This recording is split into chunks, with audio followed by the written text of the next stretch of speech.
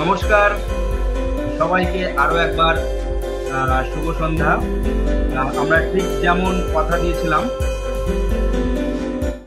যে আমরা 9টার সময় উপস্থিত হব আরো একবার হাওড়া জেলার সব থেকে বড় ইতিহাস চর্চার ফেসবুক গ্রুপ হাওড়ার ইতিবৃত্ততে সায়নের সঙ্গে ফেসবুক লাইভে হাওড়া জেলার ইতিহাস চর্চা, এই যে অনুষ্ঠান আমরা দীর্ঘদিন ধরে করে চলেছি, আজকে আমরা তার 23তম পর্বে এসে উপস্থিত হয়েছি। এবং আজকে আমরা যে সময় দাঁড়িয়ে আছি, অর্থাৎ এই যে আগস্ট মাস, আমরা কিছুদিন আগেই 15ই আগস্ট পালন করেছি। গোটা দেশ জুড়ে পালিত হয়েছে ভারতবর্ষের 77তম স্বাধীনতা দিবস। আমরা সবাই আরো একবার নতুন করে ভারতবর্ষের স্বাধীনতা আন্দোলন, ভারতবর্ষের স্বাধীনতার জন্য মানুষের আত্মত্যাগ, সেই নিয়ে আমরা অনেক রকমের আলোচনা দেখেছি বিভিন্ন জায়গায়। তো আমরা গত বছরেই এই সময়টা, অর্থাৎ এই আগস্ট মাসটা আমরা স্বাধীনতা আন্দোলনের মাস হিসেবে গণ্য করে আমরা আমাদের এই হাওড়ার ইতিবৃত্ত গ্রুপে আমরা জেলার স্বাধীনতা আন্দোলনের ইতিহাস নিয়ে আমরা আলোচনা করেছি বেশ কিছু। গত বছরই আমরা 3টে খুব গুরুত্বপূর্ণ আলোচনা করেছিলাম। এই বছরও আমরা এই আগস্ট মাসটাকে বেছে নিয়েছি যে হাওড়া জেলায় স্বাধীনতা সংগ্রামের যে ইতিহাস, সেই ইতিহাসটাকে নতুন করে আরো একবার ফিরে দেখা, সেই চেষ্টা করছি। তো আজকে আমরা আপনাদের সামনে উপস্থিত হয়েছি যে কিছু না জানা অজানা কথা বা কিছু জানা কথা, যেগুলো ভারতের আমাদের হাওড়া জেলার স্বাধীনতা আন্দোলনকে নানা রকম ভাবে প্রভাবিত করেছে বা আমাদের এই আন্দোলনকে এগিয়ে নিয়ে যেতে বিশেষভাবে কাজ করেছে। তো সেই সমস্ত বিষয়গুলো নিয়ে আমরা আলোচনা করব।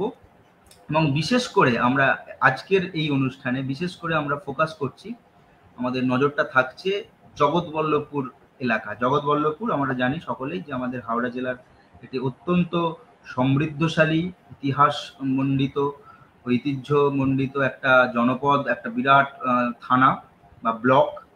তো এই জগৎবল্লভপুর এলাকায় স্বাধীনতা আন্দোলন কিভাবে এগোলো, কিভাবে সেখানে এই আন্দোলন ধীরে ধীরে গড়ে উঠলো, কোন কোন মানুষজন এই আন্দোলনে যুক্ত হলেন, সেইগুলো আমরা একটু জানার চেষ্টা করব। এবং এই ব্যাপারে যিনি আমাদের জানাবেন, তিনি আজকে আমাদের এই লাইভ অনুষ্ঠানে প্রথম এসেছেন।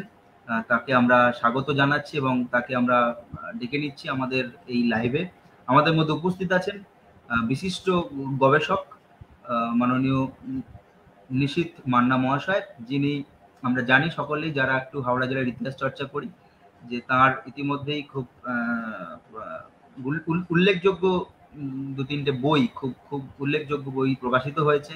বিশেষ করে আমাদের হাওড়া জেলাকে যদি কেন্দ্র করে বলি, তাহলে তার যে মার্টিন রেলের ওপরে তার যে বই, যেটা দেখে আমরা সবাই নিশীথ বাবুর পরিচয় প্রথম পাই।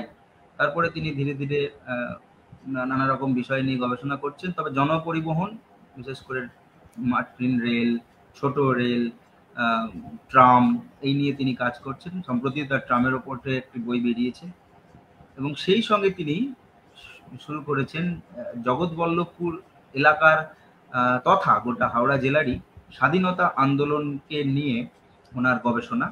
তো আজকে আমরা তাকে পেয়েছি আমাদের মধ্যে, এটা অত্যন্ত আনন্দের বিষয় যে আমরা তাকে আজকে পেয়েছি। তো তার কাছ থেকে আমরা এই ইতিহাস একটু জানার চেষ্টা করব। আমি ডেকে নিচ্ছি আমাদের লাইভে মাননীয় নিশীথ মান্না মহাশয়। নমস্কার নিশীথ বাবু। নমস্কার প্রত্যেককে, নমস্কার। নমস্কার আশা করি নমস্কার। একটু সাউন্ডের সমস্যা হচ্ছে, সাউন্ড শোনা যাচ্ছে না আপনার, আপনি একটু সাউন্ডটাকে ঠিক করে নিন। আমরা আমরা আমরা দর্শকদের অনুরোধ করছি, আপনারা যদি সাউন্ডের কোনো সমস্যা নিশ্চয়ই কমেন্ট করে জানাবেন। আমি নিশীথ বাবুকে বলতে বলছি যে আপনার সাউন্ড একটু দেখে নিন, আপনি আরেকবার যদি বলেন। নমস্কার প্রত্যেককে আমার তরফ থেকে। ঠিক আছে, ঠিক আছে, সাউন্ড শোনা যাচ্ছে। তো যাই হোক, তো আমরা যে শুরুটা করছি, যেটা নিয়ে আমরা বলছিলাম যে হাওড়া জেলায় স্বাধীনতা আন্দোলন, এটা তো একটা ওভারঅল গোটা ভারতবর্ষের স্বাধীনতা আন্দোলনের যে প্রেক্ষাপট, সেই প্রেক্ষাপটেই বিচার করতে হবে। তো মোটামুটি হাওড়া জেলায় আমরা যতটুকু বিভিন্ন বই থেকে পাচ্ছি, যে হাওড়া জেলায় কিন্তু এই ব্রিটিশ বিরোধী কার্যকলাপ, তার সঙ্গে হাওড়া জেলার যে যোগ, সেটা কিন্তু সেই সিপাহী বিদ্রোহের সময় থেকে আমরা একটা সূত্র পাচ্ছি যে নানা সাহেব আমাদের হাওড়ায় এসে আত্মগোপন করেছিলেন, বা তার পরবর্তী ক্ষেত্রেও যখন আমরা দেখতে পাচ্ছি নীল বিদ্রোহে আমাদের হাওড়া জেলায় বেশ কিছু জায়গায় তার নিদর্শন আমরা পাচ্ছি। পরবর্তী ক্ষেত্রে কংগ্রেস আন্দোলন যখন ঊনবিংশ শতাব্দীর শেষ দিকে কংগ্রেসী আন্দোলন যখন ধীরে ধীরে তার ডালপালা মেলছে, তখন নরমপন্থী আন্দোলনের অন্যতম মুখ সুরেন্দ্রনাথ বন্দ্যোপাধ্যায়, তার নেতৃত্বে আমাদের হাওড়া জেলায় কংগ্রেসী আন্দোলনের একটা সূচনা ঘটছে। সেখানে বালির নলিনী বাবু একটা গুরুত্বপূর্ণ ভূমিকা পালন করছেন। তিনি এই যে কংগ্রেসী আন্দোলন, সেটাকে এগিয়ে নিয়ে যাওয়ার চেষ্টা করছেন। এছাড়াও আমরা হাওড়া জেলার বিভিন্ন প্রান্তে, বিশেষ করে শহর হাওড়ায়, আমরা হরেন্দ্র বাবুর নেতৃত্বে কংগ্রেস আন্দোলন একটা ভালো জায়গায় পৌঁছে যায়। এরপরে বিশেষ করে যখন বিংশ শতকের শুরুর দিকে যখন আমাদের বঙ্গভঙ্গ আন্দোলনকে কেন্দ্র করে যে মুক্তিযুদ্ধের সূচনা ঘটে, অর্থাৎ যে অগ্নিযুগের সূচনা হয়, সেই অগ্নিযুগেও আমাদের দেখতে পাচ্ছি যে হাওড়া জেলায়, শুধুমাত্র হাওড়া জেলার ভূমিপুত্র বলে নয়, আমাদের যারা বাংলায় যারা বিপ্লবী আন্দোলনকে নেতৃত্ব দিয়েছেন, সেই সমস্ত মানে নেতৃস্থানীয় বহু মানুষ তারা হাওড়া জেলায় আসছেন এবং হাওড়া জেলায় মানুষের সঙ্গে নানা রকমের কার্যকলাপে তারা মিশে যাচ্ছেন। বিশেষ করে আমরা যদি বাঘা যতীনের কথা বলি, সূর্য সেনের কথা বলি, এইরকম মানুষ, নেতাজি সুভাষচন্দ্র বসুর কথা যদি বলি, এরকম বহু নামি দামি নেতৃত্ব স্বাধীনতা আন্দোলনের, তারা কিন্তু আমাদের এই হাওড়া জেলার সঙ্গে যুক্ত হচ্ছেন। সেই বিষয়ে আমাদের ইতিমধ্যেই কয়েকটি লাইভ হয়েছে, সুকান্ত বাবুর আলোচনা আমরা সকলেই শুনেছি। তো সেই লাইভ আমাদের এই গ্রুপে আছে, তো আপনারা অবশ্যই সেগুলো চেক আউট করতে পারেন। কিন্তু আজকে আমাদের দৃষ্টিটা মূলত থাকবে অজানা না জানা কিছু ঘটনা, যেটা মূল ভর কেন্দ্রটা হবে জগৎবল্লভপুর। সেই সঙ্গে আমরা আরো অবসরে আমরা অন্যান্য, বিশেষ করে শ্যামপুর, আমতা টু, এই সমস্ত এলাকারও আমরা বেশ কিছু স্বাধীনতা সংগ্রামীদের কথা আমরা আলোচনা যেতে যেতে আমরা শুনবো। তো আমরা প্রথমেই নিশীথ বাবুকে অনুরোধ করছি, নিশীথ বাবু, আপনি আপনার যে গবেষণা, সেই গবেষণায় আপনি হঠাৎ করে স্বাধীনতা আন্দোলন নিয়ে কাজ করার কথা হঠাৎ কেন আপনি ভাবলেন? ব্যস্ত ছিলেন রেল নিয়ে, ট্রাম নিয়ে, হঠাৎ স্বাধীনতা আন্দোলন নিয়ে কেন ভাবতে, যদি আপনি একটু বলেন শুরুটা। সকলের সামনে আজকে বিশেষ দিনে আমাকে কিছু বলার সুযোগ করার জন্য সুকান্ত বাবু এবং সায়ন বাবুর কাছে আমি অশেষ ধন্যবাদ। মানে নালে আমার এই কাজটা হয়তো যেটা ইনকমপ্লিট আছে সেটা কমপ্লিট দিকে যেত না। নিশ্চয়ই হবে কমপ্লিট। হ্যাঁ, মানে আজ থেকে ৭৬ বছর ৫ দিন আগে ১৫ই আগস্টে ভারতের আকাশকে রাঙিয়ে তুলেছিল যে তেরঙ্গা পতাকা, প্রায় ২০০ বছর ইংরেজ অধীনে থেকে, মানে এই লড়াইটা খুব সহজ ছিল না, অনেক কোস্টেড ছিল।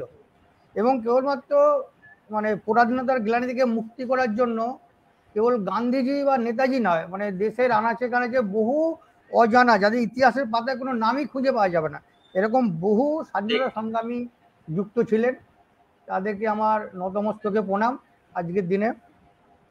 তো আমার আগ্রহটা জন্মানোর কারণ আমি যেখানে হাঁটাল, আমার যেখানে বাড়ি, আমার বাড়িতে আমি যখন ছোট ছিলাম দেখেছি দুর্গাপদ চট্টোপাধ্যায়, শ্রদ্ধানন্দ সরস্বতী মানে সুবল মান্না, শিবানন্দ গিরি যিনি ধীরেন্দ্রনাথ ঘোষ, বা মুরলীধর জানা যিনি চেতনানন্দ গিরি হিসাবে পরিচয় ছিলেন। মানে আমি ছোটবেলায় ওনাদের সঙ্গে বহু কথা বলেছি, কিন্তু তখন আমার সামর্থ্য ছিল না বা উপলব্ধি করার বয়সটাও ছিল না। কিন্তু আমার মনে মনে একটা আগ্রহ ছিল যে ওনারা যে কষ্ট করে দেশের স্বাধীনতা নিয়েছেন পুরো লিপিবদ্ধ করার জন্য। কিন্তু আস্তে আস্তে আমি এই হাওড়া জেলা নিয়ে যখন পড়া শুরু করলাম, দেখলাম শিবেন্দু মান্না বা হারাধন মান্না, দুঃখহরণ ঠাকুর চক্রবর্তী, নারায়ণ ঘোষাল, আশিস গায়েন বা প্রফুল্ল দাশগুপ্তের কিছু বই পড়লাম। পরেও যে আমার মনের যে অতৃপ্তি সেটা কিন্তু রয়ে গেল। তখন আমি আবার জানার চেষ্টা করলাম। কি করলাম, প্রতি গ্রামে গ্রামে ঘোরা, মানে বাড়িতে আমি চাকরি সূত্রে কলকাতা থাকি, যখন বাড়ি যেতাম তো এক একটা গ্রাম আমি ঘোরার চেষ্টা করতাম এবং জিজ্ঞেস করতাম ফ্রিডম ফাইটার কে আছে, তাদের জীবনীগুলো লিপিবদ্ধ করার চেষ্টা করতাম। তো এই কাজে আমার প্রদীপ রঞ্জন চক্রবর্তী মুন্সিহাটের কাছে বাড়ি জানেন, বা কাশীনাথ আদর, দিবাকর ঘোষাল, ওনারাও কিছু আমাকে সাহায্য করেছেন। মানে যে বাড়িতে মানে জগৎবল্লভপুরের ইতিহাস চর্চা এই মানুষগুলোর অবদান কিন্তু কম নয়, কারণ অবদান খুবই অবদান আছে এবং ওনারা অনেক রকম ভাবে যাতে অন্য লোক কাজ করতে পারে সেই জন্য সহযোগিতার হাত বাড়িয়ে দেন। মানে এইটা কিন্তু একটা বিশেষ গুণ, সবসময় হাতটা পাওয়া যায় না বা আমরাও বাড়াতে পারি না, কিন্তু এই মানুষগুলো যাতে অপরে কাজ করতে পারে সেই হাতটাও বাড়িয়ে দেয়। এর জন্য আমার কিছুটা আমি এগোতে পেরেছি, এর জন্য আমি এদেরকে ধন্যবাদ দেবো। তো জগদলপুরের স্বাধীনতা আন্দোলনে কাজ করতে গিয়ে দেখেছি যে জগদলপুরে প্রশাসনিক কেন্দ্র যেমন বিভিন্ন সময় অদল বদল ঘটেছে, মানে বিভিন্ন জায়গায় স্থান পরিবর্তন করেছে। যেমন হাওড়া সহ জগদলপুরের নেতৃত্ব, মানে আন্দোলনের নেতৃত্ব একাধিকবার পরিবর্তন ঘটেছে, ফলে তার ভর কেন্দ্রটাও বিভিন্ন সময় ওই ছোট জায়গার মধ্যে চেঞ্জ হয়েছে, পরিবর্তন হয়েছে। এবং আন্দোলনের কেবলমাত্র অহিংসা নয়, মানে সশস্ত্র আন্দোলন, মানে একাধিকবার তার নমুনা আমরা ডকুমেন্ট, মানে এখন তো আর কোনো মানুষের কথাই আমাদের হচ্ছে না, ডকুমেন্টেশন যে পাচ্ছি, মানে একাধিকবার সশস্ত্র আন্দোলনের নমুনা আমরা জগদলপুরে দেখবো। মানে আলোচনা করতে করতে যদি সময় পাওয়া যায় সেগুলো আলোচনা করব। তো এইভাবে যদি আমরা এগোই দেখবো যে জগদলপুরে সেই প্রারম্ভিক অবস্থা, যদি আমরা যোগাযোগ ব্যবস্থাকে একটু দেখতে হবে। মানে আগে আমাদের জগদলপুরে একদিকে ছিল কৌশিকী বা কানা নদী, আর একদিকে ছিল আপনার তারও পশ্চিম দিকে ছিল দামোদর নদ, আর পূব দিকে ছিল সরস্বতী নদী, মাঝে একটা গৌরীগঙ্গা বলে একটা নদী ছিল। এইসব নদী দিয়ে তখন কিন্তু জলপথটা ভালোভাবেই ব্যবহার করা হতো। কিন্তু আস্তে আস্তে জলপথগুলো নষ্ট হওয়ার জন্যে মানুষের পরিবহন ব্যবস্থাটা যেন নষ্ট হয়ে যায়, কিন্তু নিকাশি ব্যবস্থাটা নষ্ট হওয়ার জন্য সরস্বতী বা কৌশিকী যে মধ্যবর্তী রাজাপুর খাল, হ্যাঁ, বা রাজাপুর খাল বা কৌশিকী নদী আর দামোদরের মধ্যে যে কেন্দুয়া জলা সৃষ্টি হয়, এবং মাঝে মাঝে সেই দামোদরে জল এসে সেখানে বন্যা তৈরি করতো। এই সময় ম্যালেরিয়াকে দমন করার জন্য রাজাপুর খাল, আমরা যে ছবিটা দেখছি, রাজাপুর খালটা খনন করা হয় প্রায় 1886 সাল নাগাদ। কিন্তু এই রাজাপুর খালটা খনন করার ফলে কেবলমাত্র ম্যালেরিয়া দূর হলো তাই নয়, মানে এলাকাটা কৃষিভিত্তিক এলাকায় পরিণত হলো। এর ফলে মানুষের জীবন জীবিকাটা একটু নিশ্চয়তা দিল। কিন্তু পরিবর্তনটা ঘটলো যে এই জলপথে মাছ ধরার জন্য লোককে খাজনা দিতে হতো, আচ্ছা, বা এই জলপথকে বিভিন্ন সময় ব্যবহার করতে মানুষকে নিয়ম মানতে হতো অনেক কিছু, এবং চাষ করার জন্য ট্যাক্স দিতে হতো। এবং এইটা যেমন অসুবিধা ছিল, তেমন এই জলপথকে ব্যবহার করে বিভিন্ন জায়গায় যাওয়া যেত, এর ফলে অনেক বিপ্লবী কাজেরও সহায়তা করেছে। অন্যদিকে দেখি এই সময় যে স্থলপথগুলো ছিল, মানে আমাদের সড়ক পথগুলো, মানে হাওড়া আমতা রোড ছাড়াও অনেক একাধিক জাঙ্গাল তৈরি হয়েছিল। মানে ধরুন মুলুকচাঁদের জাঙ্গাল, গৌরেশ্বর জাঙ্গাল, আটজাঙ্গালির বাঁধ, এইগুলো ফলে বিভিন্ন লোকেশনে একটা কমিউনিকেশন একটা ব্যাপক তৈরি হয়েছিল। কেবলমাত্র হাট বাজারে আসা যাওয়া নয়, বিপ্লবীরা এই সমস্ত পথ ব্যবহার করে একাধিক জায়গা নিজেদের মধ্যে যোগাযোগ রক্ষা করত। মানে এবং বিংশ শতাব্দীর প্রারম্ভে বা ঊনবিংশ শতাব্দীর শেষ লগ্নে হাওড়া আমতা রোডে একটা ছোট ন্যারো গেজের রেল চলাচল শুরু হয়েছিল, যেটাকে আমরা মার্টিন ট্রেন বলে জানি। এই মার্টিন ট্রেন গবেষণা আছে, মানে এই মার্টিন ট্রেন নিয়ে একাধিক লেখা লিখিত হয়েছে, প্রদীপ বাবু লিখেছেন বা কল্যাণ বাবু লিখেছেন। কিন্তু মার্টিন ট্রেনের আমরা দেখব যে মার্টিন ট্রেনের উপরে একাধিকবার যে সশস্ত্র হামলা হয়েছে তার ভুরি ভুরি নজির সেই তৎকালীন পেপারে, বম্বে মানে গেজেটেও বা বম্বে থেকে যে ম্যাগাজিন হতো সেই ম্যাগাজিনও বেরিয়েছিল। মানে হাওড়া, মানে বরগাছিয়া, আমতা, মুন্সিরহাট, পানপুরে একাধিকবার রেল লাইনে ফিস প্লেট খুলে দেওয়া হয়েছে। মানে সেটা বঙ্গভঙ্গের পরই, মানে 1910 সালের পরে পরই কিন্তু এই এলাকায় সন্ত্রাসবাদী মানে সশস্ত্র আন্দোলন কিন্তু শুরু হয়ে গেছে, যেটা মানে একটা নতুন দিক আমার মনে হয় এই এলাকার। যে জয়দলপুরে সশস্ত্র বিপ্লব যদি আমরা আরো পরে আরো মানে ভালোভাবে দেখবো, কিন্তু এই 1910 থেকেই মানে বরগাছিয়া, মুন্সিরহাটে মানে ট্রেন উল্টেও গেছে। মানে এরকম হয়েছে ফিস প্লেট খুলে নেওয়া হয়েছে, লাইন খুলে নেওয়া হয়েছে। এবং কিন্তু সেই ইতিহাসে মানে কাউকে যেহেতু ধরা যায়নি এবং সেই বিপ্লবীদের নাম আমরা কিন্তু জানতে পারছি না, কিন্তু ঘটনাটা ঘটেছিল। আমরা দেখবো 1932 সালে জানুয়ারিতে দেখবো পানপুরে মানে মাতিয়াল স্টেশন ছেড়ে যখন এই মার্টিন ট্রেনের রেলগাড়ি যাচ্ছে, তখন দেখবো মানে জেলা ম্যাজিস্ট্রেটকে বম মারা হয়েছিল। এবং এই বম মারার ফলে আমরা যে পাতিয়াল স্টেশনে যখন ক্রস করে যাচ্ছে তখন 9টার সময় নাগাদ, এবং তখনকার পুলিশ ফাইলে এবং একাধিক পেপারে খবরটা কিন্তু বেরিয়েছিল। হ্যাঁ, এবং সেই এইটা পরে ওই প্রসঙ্গে পরে আসবো। কিন্তু যেটা বলছিলাম, যোগাযোগ ব্যবস্থার এই একটা উন্নতির ফলে যেমন মানুষের একটা যাতায়াতের সুবিধা হয়েছে, তেমন স্বাধীনতা আন্দোলনকেও আরো ত্বরান্বিত করতে বা তাকে সাহায্য করতে এগিয়ে এসেছিল এই সময়। আপনি বলতে চাইছেন যে যোগাযোগ ব্যবস্থাটা স্বাধীনতা আন্দোলন মানে বিশেষ করে জগৎবল্লভপুরের ক্ষেত্রে যদি বলি, জগৎবল্লভপুরের ক্ষেত্রে স্বাধীনতা আন্দোলনটাকে আরো ভালো করে সংগঠিত করার ক্ষেত্রে এই জলপথ এবং রেলপথ একটা বড় ভূমিকা পালন করেছিল। এরপরে যদি আমরা শিক্ষা ক্ষেত্রগুলো দেখি, মানে ইংরাজি শিক্ষা প্রবর্তনের পর থেকে মানে 1846 সালে কিন্তু জগদলপুরে হাই স্কুল, মানে আপনার উত্তরপাড়া যে জমিদার বাবুর রাজকীর্ণ মানে মুখোপাধ্যায় সহায়তায় যে জগদলপুর হাই স্কুল তৈরি হয়। হ্যাঁ, যেটা কিন্তু কলকাতা বিশ্ববিদ্যালয় তৈরিরও অনেক আগে, মানে 1857 সালেরও আগে, মানে 1846 সালেও তৈরি হয়। আমরা যদি তার ছবিটা দেখি আমরা দেখবো এই হচ্ছে Jagatballavpur high school. Jagdalpur high স্কুলটা যখন তৈরি হয়েছে, মানে অটোমেটিক পাশ্চাত্য যে শিক্ষা আমাদের জগদলপুরে আসতে শুরু করেছে। মানে আগে যে আমাদের টোলে যে পড়াশোনা হতো, হ্যাঁ, সেখান থেকে আস্তে আস্তে আমরা ইংরাজি মাধ্যম স্কুলে প্রবেশ করছি। এরপরে মাজু রামনারায়ণ হাই এন্ট্রান্স ক্লাস যেটি স্কুল, সেইটাও আরও কিছুটা পরে 1883 সাল নাগাদ তৈরি করেছিল মাজুর বসুবংশ। বসুবংশ কিন্তু জগদলপুরের স্বাধীনতা আন্দোলনে একটা ব্যাপক ভূমিকা আছে। সরি, তো ওনার বাবার নামে মানে পিতার নামে রামনারায়ণ বসুর নামে এই উচ্চ ইংরাজি বিদ্যালয় স্থাপন করেছিলেন। এবং আরও কিছুদিন কয়েক বছর পরে জগদলপুরে থানা পাতিয়াল গ্রামে মানে 1918 সালে পাতিয়াল দামোদর ইনস্টিটিউশন তৈরি হয়। মানে ওইখানে এই ছোট এলাকার মধ্যে কিন্তু সেই সময় একাধিক ইংরাজি স্কুল, ইংরাজি মাধ্যমে লেখাপড়ার জন্য অনেক স্কুল তৈরি হয়। এর ফলে কি হলো, এই স্কুলে যে সমস্ত টিচার ছিল, মানে আমি বলছি তার মধ্যে অন্যতম হচ্ছে আপনার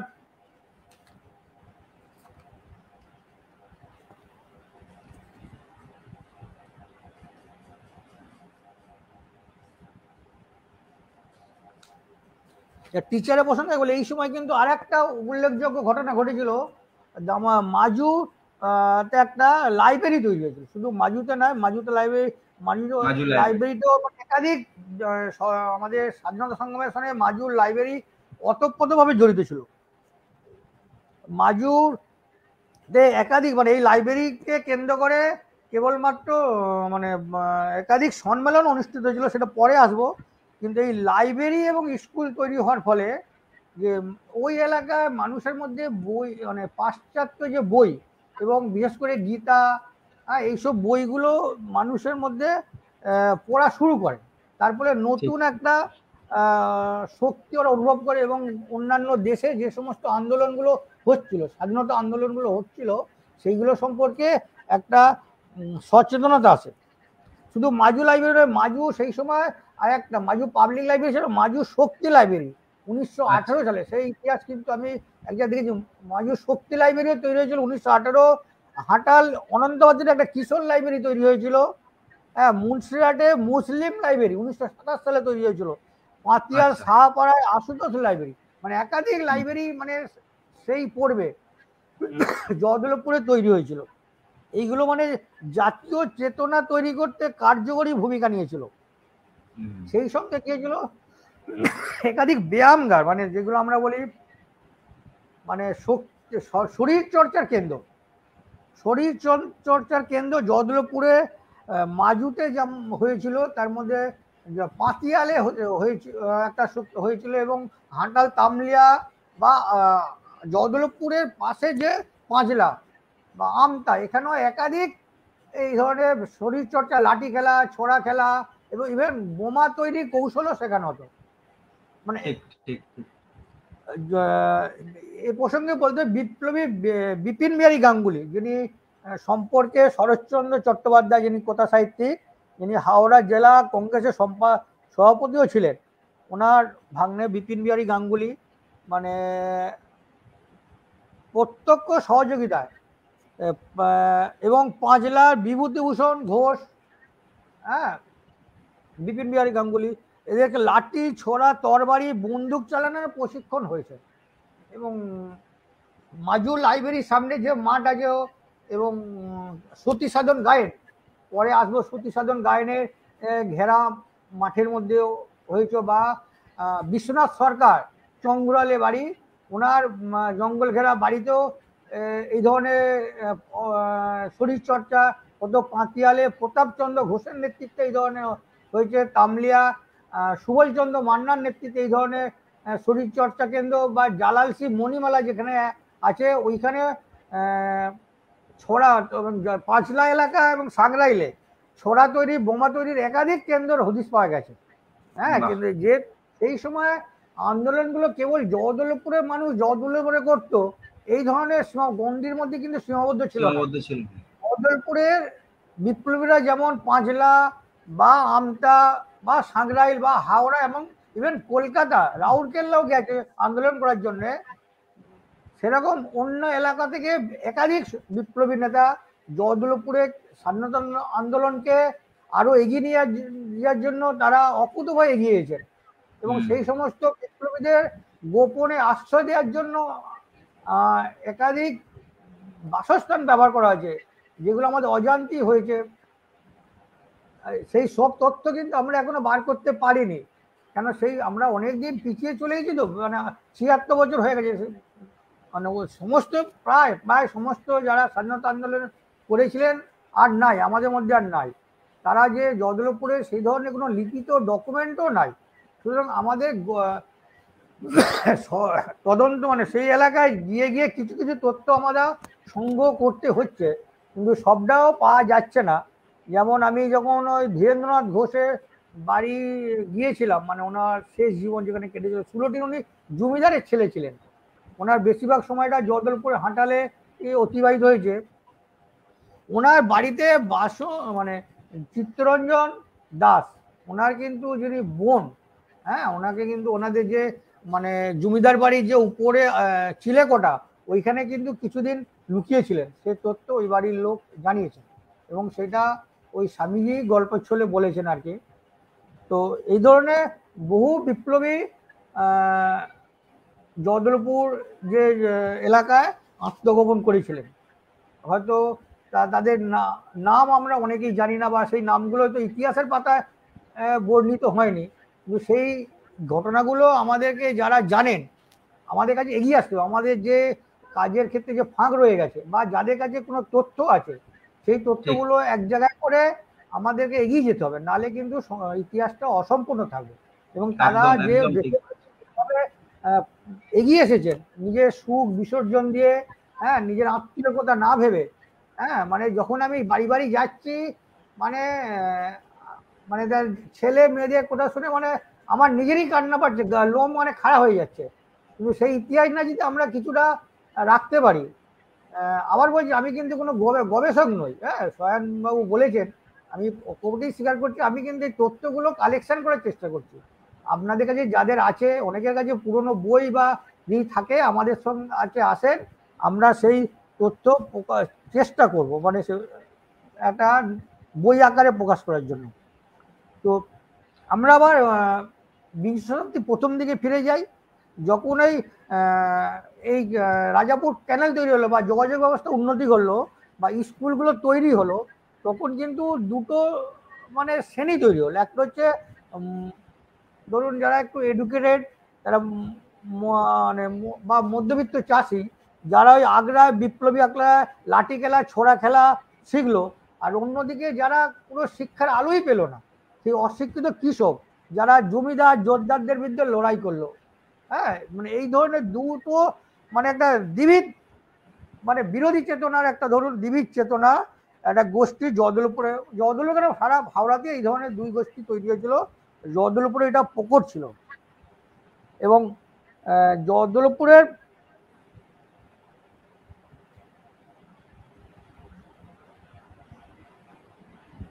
এই স্বাধীনতা আন্দোলনকে যদি আমরা প্রথম দিক থেকেই দেখি, বেশ কিছু লোক যারা হয়তো আন্দোলনের সঙ্গে সরাসরি যুক্ত ছিল না, যেমন আগেই বলেছি শশীভূষণ দত্ত, যিনি টিচার, শুধু মানে অধ্যাপক মানে শিক্ষক ছিলেন না, তিনি একাধিক স্কুল, জয়দলপুর, পাতিয়াল স্কুলের মানে ম্যানেজমেন্ট কমিটির সভাপতি, কোনো সময় সম্পাদক ছিলেন, এবং তিনি কোনোদিন মানে খদ্দরে পোশাক ছাড়া অন্য কোনো পোশাক কিন্তু পরেননি। তিনি আমাদের যিনি রাজ্যপাল ছিলেন হরেন্দ্রনাথ মুখার্জি, ওনার সঙ্গে একই সঙ্গে স্কটিশ চার্চ কলেজে পড়েছিলেন। হ্যাঁ, উনি আমাদের পাতিয়ালে থাকতেন, পাতিয়ালে। উনি হয়তো সরাসরিভাবে হয়তো জেল খাটেননি, কিন্তু উনি ছাত্রদের যেভাবে শিক্ষা দিয়েছেন, সেই স্কুলে দেখবো আমরা শয়ে শয়ে ছাত্র মানে স্বাধীনতা আন্দোলনের জন্য জীবন উৎসর্গ করেছেন। হ্যাঁ, উনি নিজে বিভিন্ন পত্রিকা, যে পত্রিকাগুলো আসতো বিভিন্ন এলাকা থেকে, উনি সংগ্রহ করতেন, মানে একটা গ্রাহক ছিলেন। সেই পত্রিকা নিজে পড়তেন এবং অপরকে পড়তেও দিতেন। এর ফলে একটা ব্যাপক মানে সচেতনতা এবং দেশকে স্বাধীন করতে হবে এই মানসিকতা ছাত্রদের মধ্যে হয়ে গেছিল। আমরা দেখবো পাতিয়াল, দামোদর ইনস্টিটিউশন, মাঝি স্কুল, ইভেন দামোদর রসপুরে যে স্কুল আছে, এইসব স্কুল থেকে ছাত্ররা সেই সময় মানে বিভিন্ন সময় ক্লাস বয়কট করেছেন। হ্যাঁ, সেই ইতিহাস মানে আমি যেটা বলছি, কিন্তু ইতিহাস ডকুমেন্ট মানে পেপার, সেই সময় পেপারে এইসব নিউজ বেরিয়েছিল, এবং সেই সমস্ত ছাত্রগুলো কিন্তু ব্রিটিশদের অত্যাচার, ম্যানেজমেন্ট কমিটি হুমকি উপেক্ষা করে তারা রাস্তায় নেমেছিল এবং মানুষের মধ্যে প্রচার করেছিল এই স্বাধীনতা আমাদের অর্জন করতে হবে, ব্রিটিশদের আমাদের দেশ থেকে তাড়াতেই হবে। 14 বছর 15 বছর নাবালক ছেলেকে পুলিশ ধরে নিয়ে গেছে, বুট দিয়ে মেরেছে, দাঁত ভেঙে গেছে, কার চোখের মানে আমি দেখুন দেখি চোখ, কার চোখের স্মৃতি মানে দৃষ্টিশক্তি নষ্ট হয়ে গেছে, এরকম বহু লোককে পেয়েছি। এবং সেই সব লোক ইতিহাসগুলো না লিখে রাখলে না, আমরা নিজেদের কাছে মানে লজ্জিত শুধু নয়, নিজেদের কাছে মানে ছোট হয়ে যাব। আমার মনে হয় এই ইতিহাসগুলো, আর একজনের নাম বলতে হবে, উনি রাজনীতি থেকে কিছুটা বিতসদ্য হয়ে সরে গিয়েছিলেন। ওনার নাম হচ্ছে প্রমোদ নন্দী, ডক্টর প্রমোদ নন্দী। হ্যাঁ, তার জীবনী আমি লিখবো। হ্যাঁ, ওনার একটা ঘটনা বলি, উনি কিন্তু আরজিকর হসপিটালেরও আগে, মানে যখন মেডিকেল কলেজ ছিল, ওই হসপিটালের সঙ্গে মানে তখন ওনার এত নাম ছিল, মানে ওনার ওয়ার্ডে ভর্তি হওয়ার জন্য, এখন আমরা যেমন হাওড়া ভোলানাথ চক্রবর্তীর নাম জানি, মানে ওনার ওয়ার্ডে ভর্তি হওয়ার জন্য লোকে লাইন করে যেত, লোক মানে অপেক্ষা করতো ওনার কাছে। মানে উনি সেই সময় টিবি, ম্যালেরিয়া, কলেরা মানে একটা ধন্বন্তরী ডাক্তার ছিলেন। ওনার একটা মজার গল্প বলবো, উনি মানে ইংরেজ বিদ্বেষী কেমন ছিলেন। ওনার প্রসঙ্গটা আসছে এই জন্য যে মাঝুতে যখন আমি স্বাধীনতা আন্দোলন নিয়ে ঢুকবো তখন বলবো, মানে উনি ট্রেনে করে আসছেন, সেই সময় বাংলাদেশ থেকে আসছেন প্রথম শ্রেণীর ট্রেনে করে। তখন ওনার রাতে যখন ঘুমাচ্ছেন, ওনার কামরায় একজন ব্রিটিশ মানে মানে ইংরেজ ছিলেন। তো ওনার হঠাৎ রাতে ওনাকে ঘুম ভাঙিয়ে তুলে দেন, বলছে আপনি নাক ডাকছেন, আমার ঘুমে ডিস্টার্ব হচ্ছে, তুমি সারা রাত জেগে বসে থাকো, আমি ঘুমাবো, তুমি ঘুমাবে না। তো ওনাকে তুলে দিয়েছে, উনি তো বসে আছেন।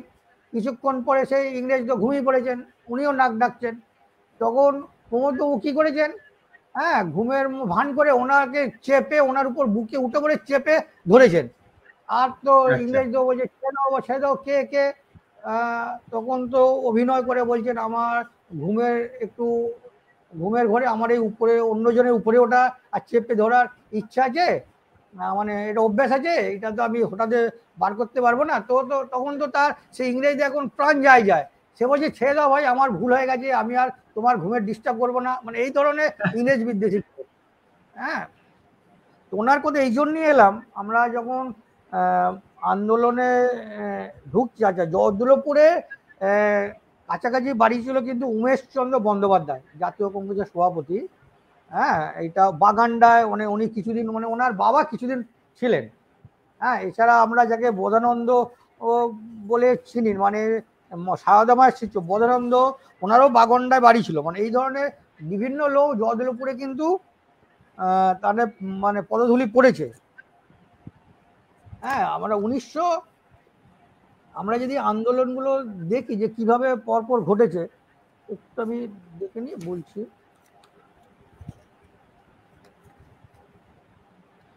সত্যি মানে আপনার যে বিশ্লেষণটা এটা সত্যি ইউনিক, কারণ আমরা এর আগে যে সমস্ত স্বাধীনতা আন্দোলন নিয়ে কাজ আলোচনা করেছি সেখানে কিন্তু মানে আন্দোলন এবং আন্দোলনের যে ইতিহাস সেটাই আমরা মূলত নজর দিয়েছি, কিন্তু আপনি সুন্দরভাবে তার প্রেক্ষাপটটা আমাদের কাছে ছবিটা খুব সুন্দর করে তুলে দিচ্ছেন যে কিভাবে একটা জায়গায় স্বাধীনতা আন্দোলন কিভাবে সেটা দানা বাঁধতে পারে, যে শিক্ষা ব্যবস্থা। এরপরে যদি আমরা দেখি মানে বাংলা শুধু জয়দুলপুর হাওড়া বা বাংলাতেই সেই সময় কিন্তু প্রথম দিকে টোটাল স্বাধীনতা আন্দোলনটাকে নেতৃত্ব দিয়েছিলেন দেশবন্ধু চিত্তরঞ্জন।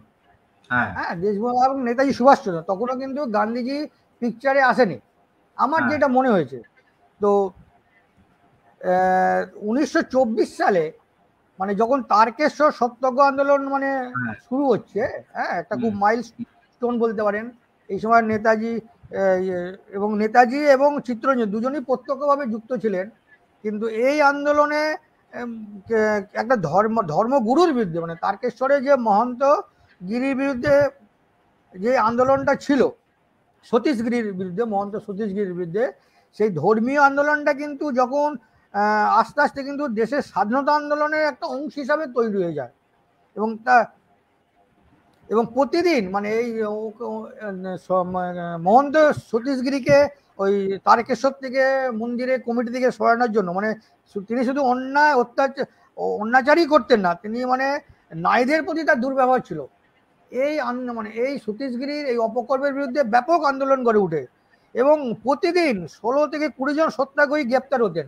এদের যখন গ্রেপ্তার করতেন সত্যাগ্রহীদের, তখনই কিন্তু আস্তে আস্তে এই মন্দিরের বিরুদ্ধে আন্দোলনটা না থেকে কিন্তু দেশের ইংরেজদের বিরুদ্ধে আস্তে আস্তে চলে যায়। এবং হাওড়া জেলার সালকিয়া শম্ভুচরণ পাল, সুবীর মজুমদার, আমতায় ভোলানাথ মাল, কদমতলার অনাদি মুখার্জি, বালির কানাই পাঠক, এরকম মানে একাধিক হাওড়ার মানে নেতৃত্ব গ্রেপ্তারবরণ করছে। এক্ষেত্রে জয়দুলপুরে মাজু সতী সাধন গায়েন কিন্তু এই সত্যাগ্রহী করে কারাবরণ করে এবং জেলও কেটেছিলেন। এই গায়েন বংশের সতী সাধন গায়েন মানে রাখাল রাজা গায়েনের পুত্র সতী সাধন গায়েন। ওনার ছবিটা আমি আপনাকে আমার স্ক্যানটা তৈরি হয়েছে বলে আমার ছবি জোগাড় করেছি। সতী সাধন গায়েন মানে মাজুর একটা বলতে পারেন একটা মাজুর কেন আমি বলবো, যে হয়তো ওনার জীবনী সেভাবে লেখা হয়নি, কিন্তু হাওড়া জেলার স্বাধীনতা আন্দোলনের একটা অন্যতম মানে নেতৃত্বদায়ী বলবো সতী সাধন গায়েন। ওনার একটা বাহাতটা কুনুই থেকে ছিল না, তা সত্ত্বেও উনি যেভাবে সামনের সারিতে লড়াই করেছেন এবং একাধিকবার ব্রিটিশের সঙ্গে সামনে লড়াই করেছেন, তার ভুরি ভুরি নজির আছে। 1927 সালে ভারতের জাতীয় কংগ্রেসের 32তম বঙ্গীয় প্রাদেশিক রাষ্ট্রীয় সম্মেলন হাওড়া জেলার জগদলপুরে মাজুতে অনুষ্ঠিত হয়েছিল। প্রাদেশিক সম্মেলন মাজুত, ঠিক আছে। এই সম্মেলনটা কিন্তু একটা বিভিন্ন মাত্রা আছে। এক নম্বর যে সেই সময় কংগ্রেসের যেটা চিরাচরিত কালচার, গোষ্ঠীদ্বন্দ্ব, একাধিক নেতা, হ্যাঁ, এদের মধ্যে বিভিন্ন দলাদলি ফলে একসময় মাজুর আন্দোলন মাজুর এই সম্মেলন বন্ধ হয়ে যাওয়ার উপক্রম হয়েছিল। হ্যাঁ, সেই সময় কোচবিহারের যিনি নেতা যোগীন্দ্রনাথ চক্রবর্তী, উনি কিন্তু এই সভাপতি হয়েছিলেন, এবং সেই সময় এই সম্মেলনে যোগ দিয়েছিলেন বিখ্যাত নেতা বীরেন্দ্রনাথ শাসমল। হ্যাঁ, বীরেন্দ্রনাথ শাসমলের কোথায় বঙ্গীয় প্রাদেশিক রাষ্ট্রীয় সম্মেলন, এটা আপনার ওই যে প্রমোদ নন্দী, যে ডাক্তার প্রমোদ নন্দী, উনি ছিলেন অভ্যর্থনা কমিটির সভাপতি। উনি যে বক্তব্যটা রেখেছিলেন তার এটা প্রথম পেজ, ঠিক আছে। বঙ্গীয় প্রাদেশিক রাষ্ট্রীয় সম্মেলন যেছিল, প্রমোদ নন্দী ছিলেন অভ্যর্থনা কমিটির সম্পাদক আর কি। সেই সময় এই সম্মেলনে ছিলেন মেদিনীপুরের মেদিনীপুরের যিনি মুকুটেন সম্রাট, যাকে আচার্য প্রফুল্লচন্দ্র রায় বলেছিলেন মেদিনীপুরের মুকুটেন সম্রাট, এবং ইংরেজরা যাকে বলতো তার ইন্ডিয়ান ব্ল্যাক বুল, ভারতীয় কালো ষাঁড়, হ্যাঁ, যিনি দেশপ্রাণ বীরেন্দ্রনাথ শাসমল, যে বলেছিল জীবিত অবস্থায় আমি যে শির কাহারও নিকট অবনত করি নাই, মৃত্যুর পরেও যেন আমার সেই শির অবনমিত না করা হয়। কথাগুলো জানিয়ে তিনি উইল করে গিয়েছিলেন, এবং তাকে দণ্ডায়মান অবস্থায় সৎকার করা হয়েছিল। তার মৃত্যুর পর কেওড়াতলা যখন মহাশ্মশানে দাহ করাতে দাঁড় করিয়ে দাহ করা হয়েছিল, এক অনন্য নজির। বলেন, এই নজির আর ভূভারতে কারো নাই। উনি এই মাজু সম্মেলনে এসেছিলেন। মাজু সম্মেলনে সতী সাধন গায়েন যেমন ছিলেন, এর সঙ্গে বিভূতিভূষণ বন্দ্যোপাধ্যায়, অরবিন্দ গায়েন, মাজু সতী সাধন গায়েনের ভাইপো অরবিন্দ গায়েন, পাঁচলা জুয়াশা, দুর্গাপদ চট্টোপাধ্যায়, হ্যাঁ, এছাড়া আমতা, উলুবেরিয়া, বলুয়াটি, সাংরাই, ঝাঁপড়দা, পার্বতীপুর, আন্দুল, মৌরি, শত শত তরুণ এই সম্মেলনে যোগ দিয়েছিলেন। ঠিক ঠিক। হ্যাঁ, এই সম্মেলনে আসার এত উৎসাহ ছিল, এত ভলেন্টিয়ার হয়ে গেছিল, গরমের মধ্যে, তখনই বুঝতে পারছেন এপ্রিল মাসে এই সম্মেলন হচ্ছে। সম্মেলনে কথা বলতে গেলেই আমার সময় শেষ হয়ে যাবে। খালি একটা মজার ঘটনা বলি, পরের দিন যখন সম্মেলন হচ্ছে, এত ভলেন্টিয়ার হয়ে গেছিল, তো তখন সভাপতি বলছে যে এত ভলেন্টিয়ার রাখবে না, পরের দিন 50 জনকে বসিয়ে দেওয়া হয়েছিল, যে তোমাদের ডিউটি করতে হবে। হ্যাঁ, এইটা তখন তারা সমস্ত ভলেন্টিয়ার বসে গিয়েছিল, কোনো কাজ করবে না। হ্যাঁ, পরের দিন সকাল থেকে সমস্ত খাওয়া দাওয়া বন্ধ। এবং মাজু হাজরা পুকুরের কাছে আমি একটা ছবি দিয়েছি, আর একটা সায়নবাবু বার করেন, যে তাঁবু আছে মাজু হাজরা পুকুরের, হ্যাঁ, ওরকম তাঁবু তৈরি করা হয়েছিল, এবং সেই তাঁবুর মধ্যে সমস্ত বড় বড় নেতারা এসে থাকতেন, তাদের সেবা করার জন্য, তাদের দেখার জন্য ভলেন্টিয়ার, শত শত ভলেন্টিয়ার, তরুণ যুবকদের নিয়োগ করা হয়েছিল। এবং তারা যখন এটা যদিও একটু অন্য জায়গার ছবি, কিন্তু আমি যখন আমার বইয়ে দেবো, মাজুর ছবি দেবো, এই ধরনের তাঁবু তৈরি করা হয়েছিল।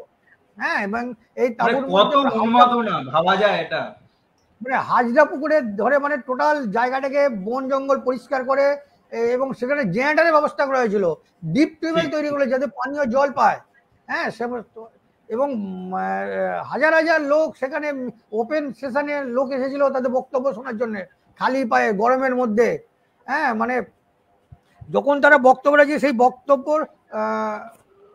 বক্তব্য শোনার জন্য বহু দূর থেকে লোক এসেছিল। এবং আরো আশ্চর্য, যখন ট্রেনে করে আসে, ওই মাজুর হাজরাপুকুরের সামনে একটা হল স্টেশন তৈরি করা হয়েছিল, এবং তার কিছুদিন আগে দেশবন্ধু চিত্তরঞ্জন মারা গেছে, তার নামে দেশবন্ধু পল্লী স্টেশন নামকরণ করা হয়েছিল।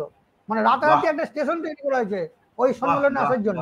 অপূর্ব তথ্য, দারুণ তথ্য এটা। হ্যাঁ, দেশবন্ধুর সঙ্গে আমাদের জগদলপুরে এতটা হৃদ্যতা ছিল যে সম্মেলন প্রায় বন্ধ হতে চলছিল। মাজু সতী সাধন গায়েন এবং অন্যান্য নেতৃত্বে মনের জোরে সেই সম্মেলনকে তৈরি, শুধু না সফলভাবে তৈরি করা হয়েছে। যে সম্মেলনের এফেক্ট আমরা পরে আন্দোলনের মধ্যে পাবো, যদি সময় পাই বলার চেষ্টা করব। এর 2 বছর পরেই আবার মাজুর ওই লাইব্রেরি, যে আগের ছবিটা দেখাচ্ছিলেন, মাজুতে যে বঙ্গীয় সাহিত্য সম্মেলন হয়েছিল, সেখানেও একাধিক মানে শরৎচন্দ্র চট্টোপাধ্যায়ের আসার কথা ছিল, কিন্তু উনি রং মানে বাংলাদেশে যে যুব সম্মেলন হয়েছিল ওখানে গিয়েছিলেন, আসতে পারেননি। হ্যাঁ, ওই জন্যে সেটা মানে ওই মাজু যে স্কুল আছে স্কুলের সামনে তৈরি হয়েছিল, এবং মাজু লাইব্রেরিতে তার ভিজিটার বুকে তাদের অনেকেই সে তার মন্তব্য সহ এখনো লেখা পাওয়া যাবে। এবং সেই বঙ্গীয় সম্মেলনে বহু নেতা নয়, বহু মানে কবি, লেখক, সাহিত্যিক এসেছিলেন। সেটা 1929 সালে। যখন এরপরে কিন্তু যে বিষয়টা আসছে, যে হাওড়া জেলা, আমরা যদি একটু হাওড়া জেলায় ঘুরি সেই সময় দেখবো হাওড়া জেলায় কিন্তু এরপরে আন্দোলনটা 1929-28 সাল থেকে যদি আমরা দেখি, সেই 27 সালে যদি দেখি বিএনআর যে রেল ধর্মঘট, 1928 সালে লিলুয়ার যে ধর্মঘট ছিল মজুরি বৃদ্ধির বিরুদ্ধে, এই হাওড়া জেলায় যে কোনো আন্দোলনের ক্ষেত্রে 1928 সালে লিলুয়া ওয়ার্কশপের ধর্মঘট একটা মাইলস্টোন বলতে পারেন। হ্যাঁ, এইখান থেকে উঠে যে শিবনাথ ব্যানার্জি, যে কথাটা আমরা হাওড়া জেলার স্বাধীনতা আন্দোলনে পাইনি, শিবনাথ ব্যানার্জি হচ্ছে যিনি কাবুলে যে শুধু অধ্যাপনা করেননি, কাবুলে যে ব্রিটিশ বিরোধী সরকার গঠন হয়েছিল সেই অস্থায়ী সরকারে মন্ত্রী হয়েছিলেন। ওইখান কাবুল থেকে হেঁটে হেঁটে তিনি ওই ঠান্ডার মধ্যে মস্কো গিয়েছিলেন লেনিনের সঙ্গে দেখা করার জন্য। কিন্তু উনি যখন পৌঁছান লেনিন তখন শবদেহ, মানে লেনিন মারা গেছেন, ওনার সেই যে মৃত্যু মিছিলের উনি মানে সেই হেঁটেছিলেন।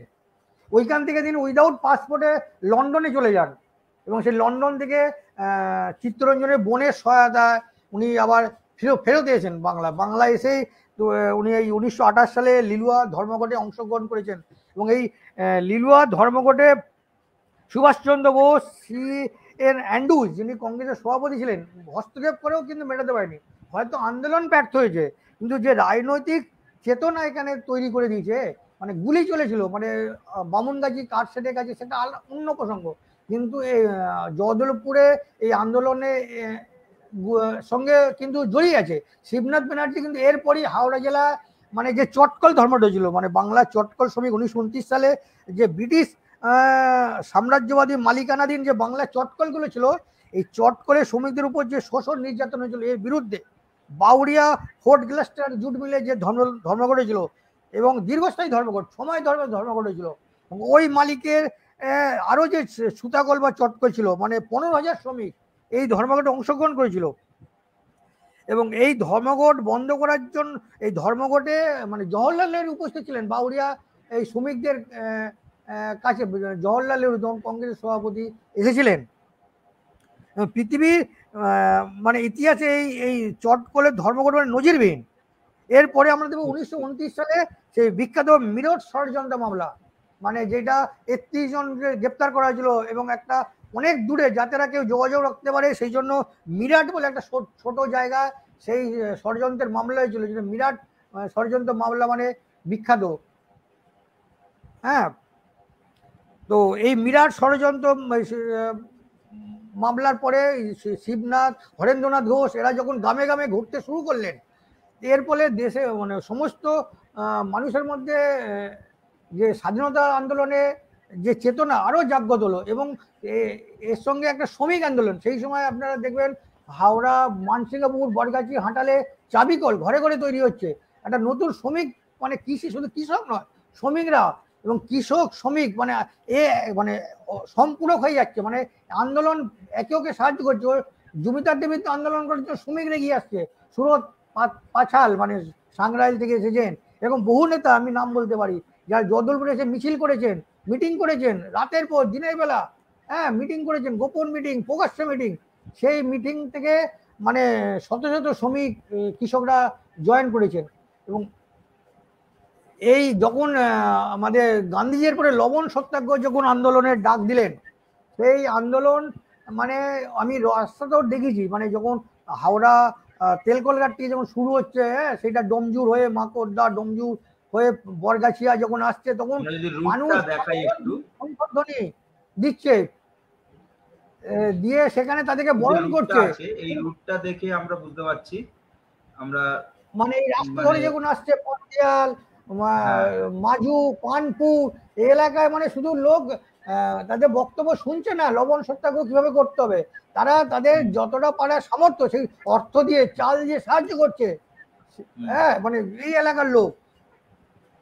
এবং যখন আমাদের ভৌগোলিকভাবে যেহেতু জগদলপুরে লবণ আন্দোলন সম্ভব ছিল না, তখন একটা প্রতীকীভাবে করার জন্য আমাদের সরস্বতী যে গ্রাউন্ড আছে সেই গ্রাউন্ডে এই লবণ মানে পোড়া মাটি জাল যে লবণ তৈরি করা ছিল, এই আন্দোলনের সঙ্গে যুক্ত ছিল প্রতাপচন্দ্র ঘোষ, মানে যিনি পাতিয়ালে টোটাল আন্দোলনটাকে একার হাতে বলতে পারেন এগিয়ে নিয়ে গিয়েছিলেন।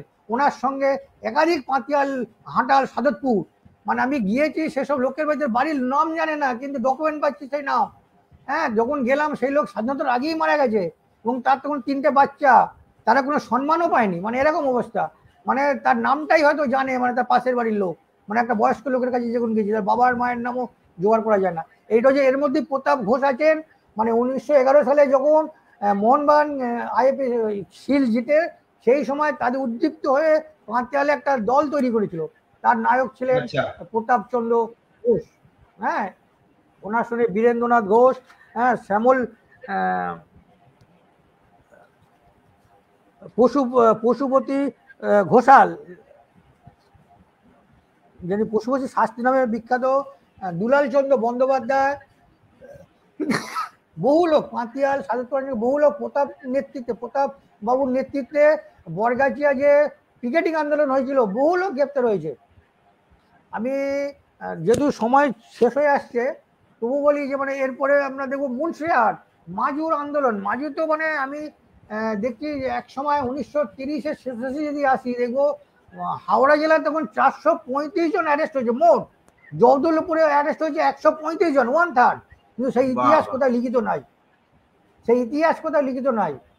সতী সাধনের গায়নের নেতৃত্বে নো ট্যাক্স আন্দোলনে শত শত লোক অ্যারেস্ট হচ্ছে। তাদের যখন অ্যারেস্ট করছে তাদের সংবর্ধনার জন্য মহিলারা বাড়ি থেকে এগিয়ে আসছে, সেই সময় মহিলারা বাড়ি থেকে আসা মানে একটা নজিরবিহীন ঘটনা।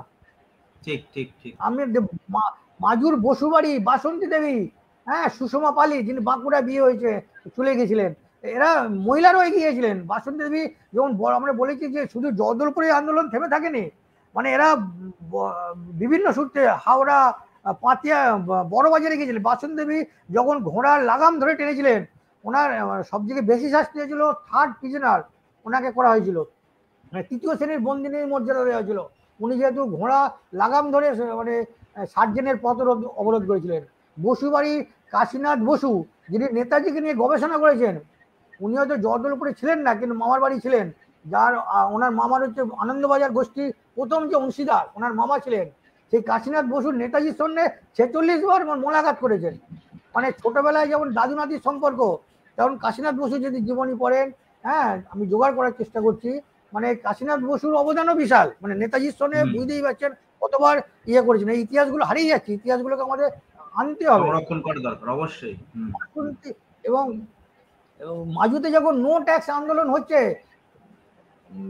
তখন দুর্লভ নন্দী, অরবিন্দ গায়েন যিনি পরে এমএলএ হয়েছিলেন, হ্যাঁ, 1946 সালে, তারপরে অমিতলাল হায়রা উনি 1952 সালে এমএলএ হয়েছিলেন, যিনি নিজে ডাক্তার ছিলেন এবং জগদলপুরে বাড়ি অরিজিনাল, পরে পোলগোষ্ঠে উঠে যান, ওইখানে ডাক্তারি করতেন। একজন বলছে ওটা কানাইলাল বসু হবে, কাশীনাথ বসু নয়। হ্যাঁ, সরি কানাইলাল বসু, সরি, তো দুঃখিত।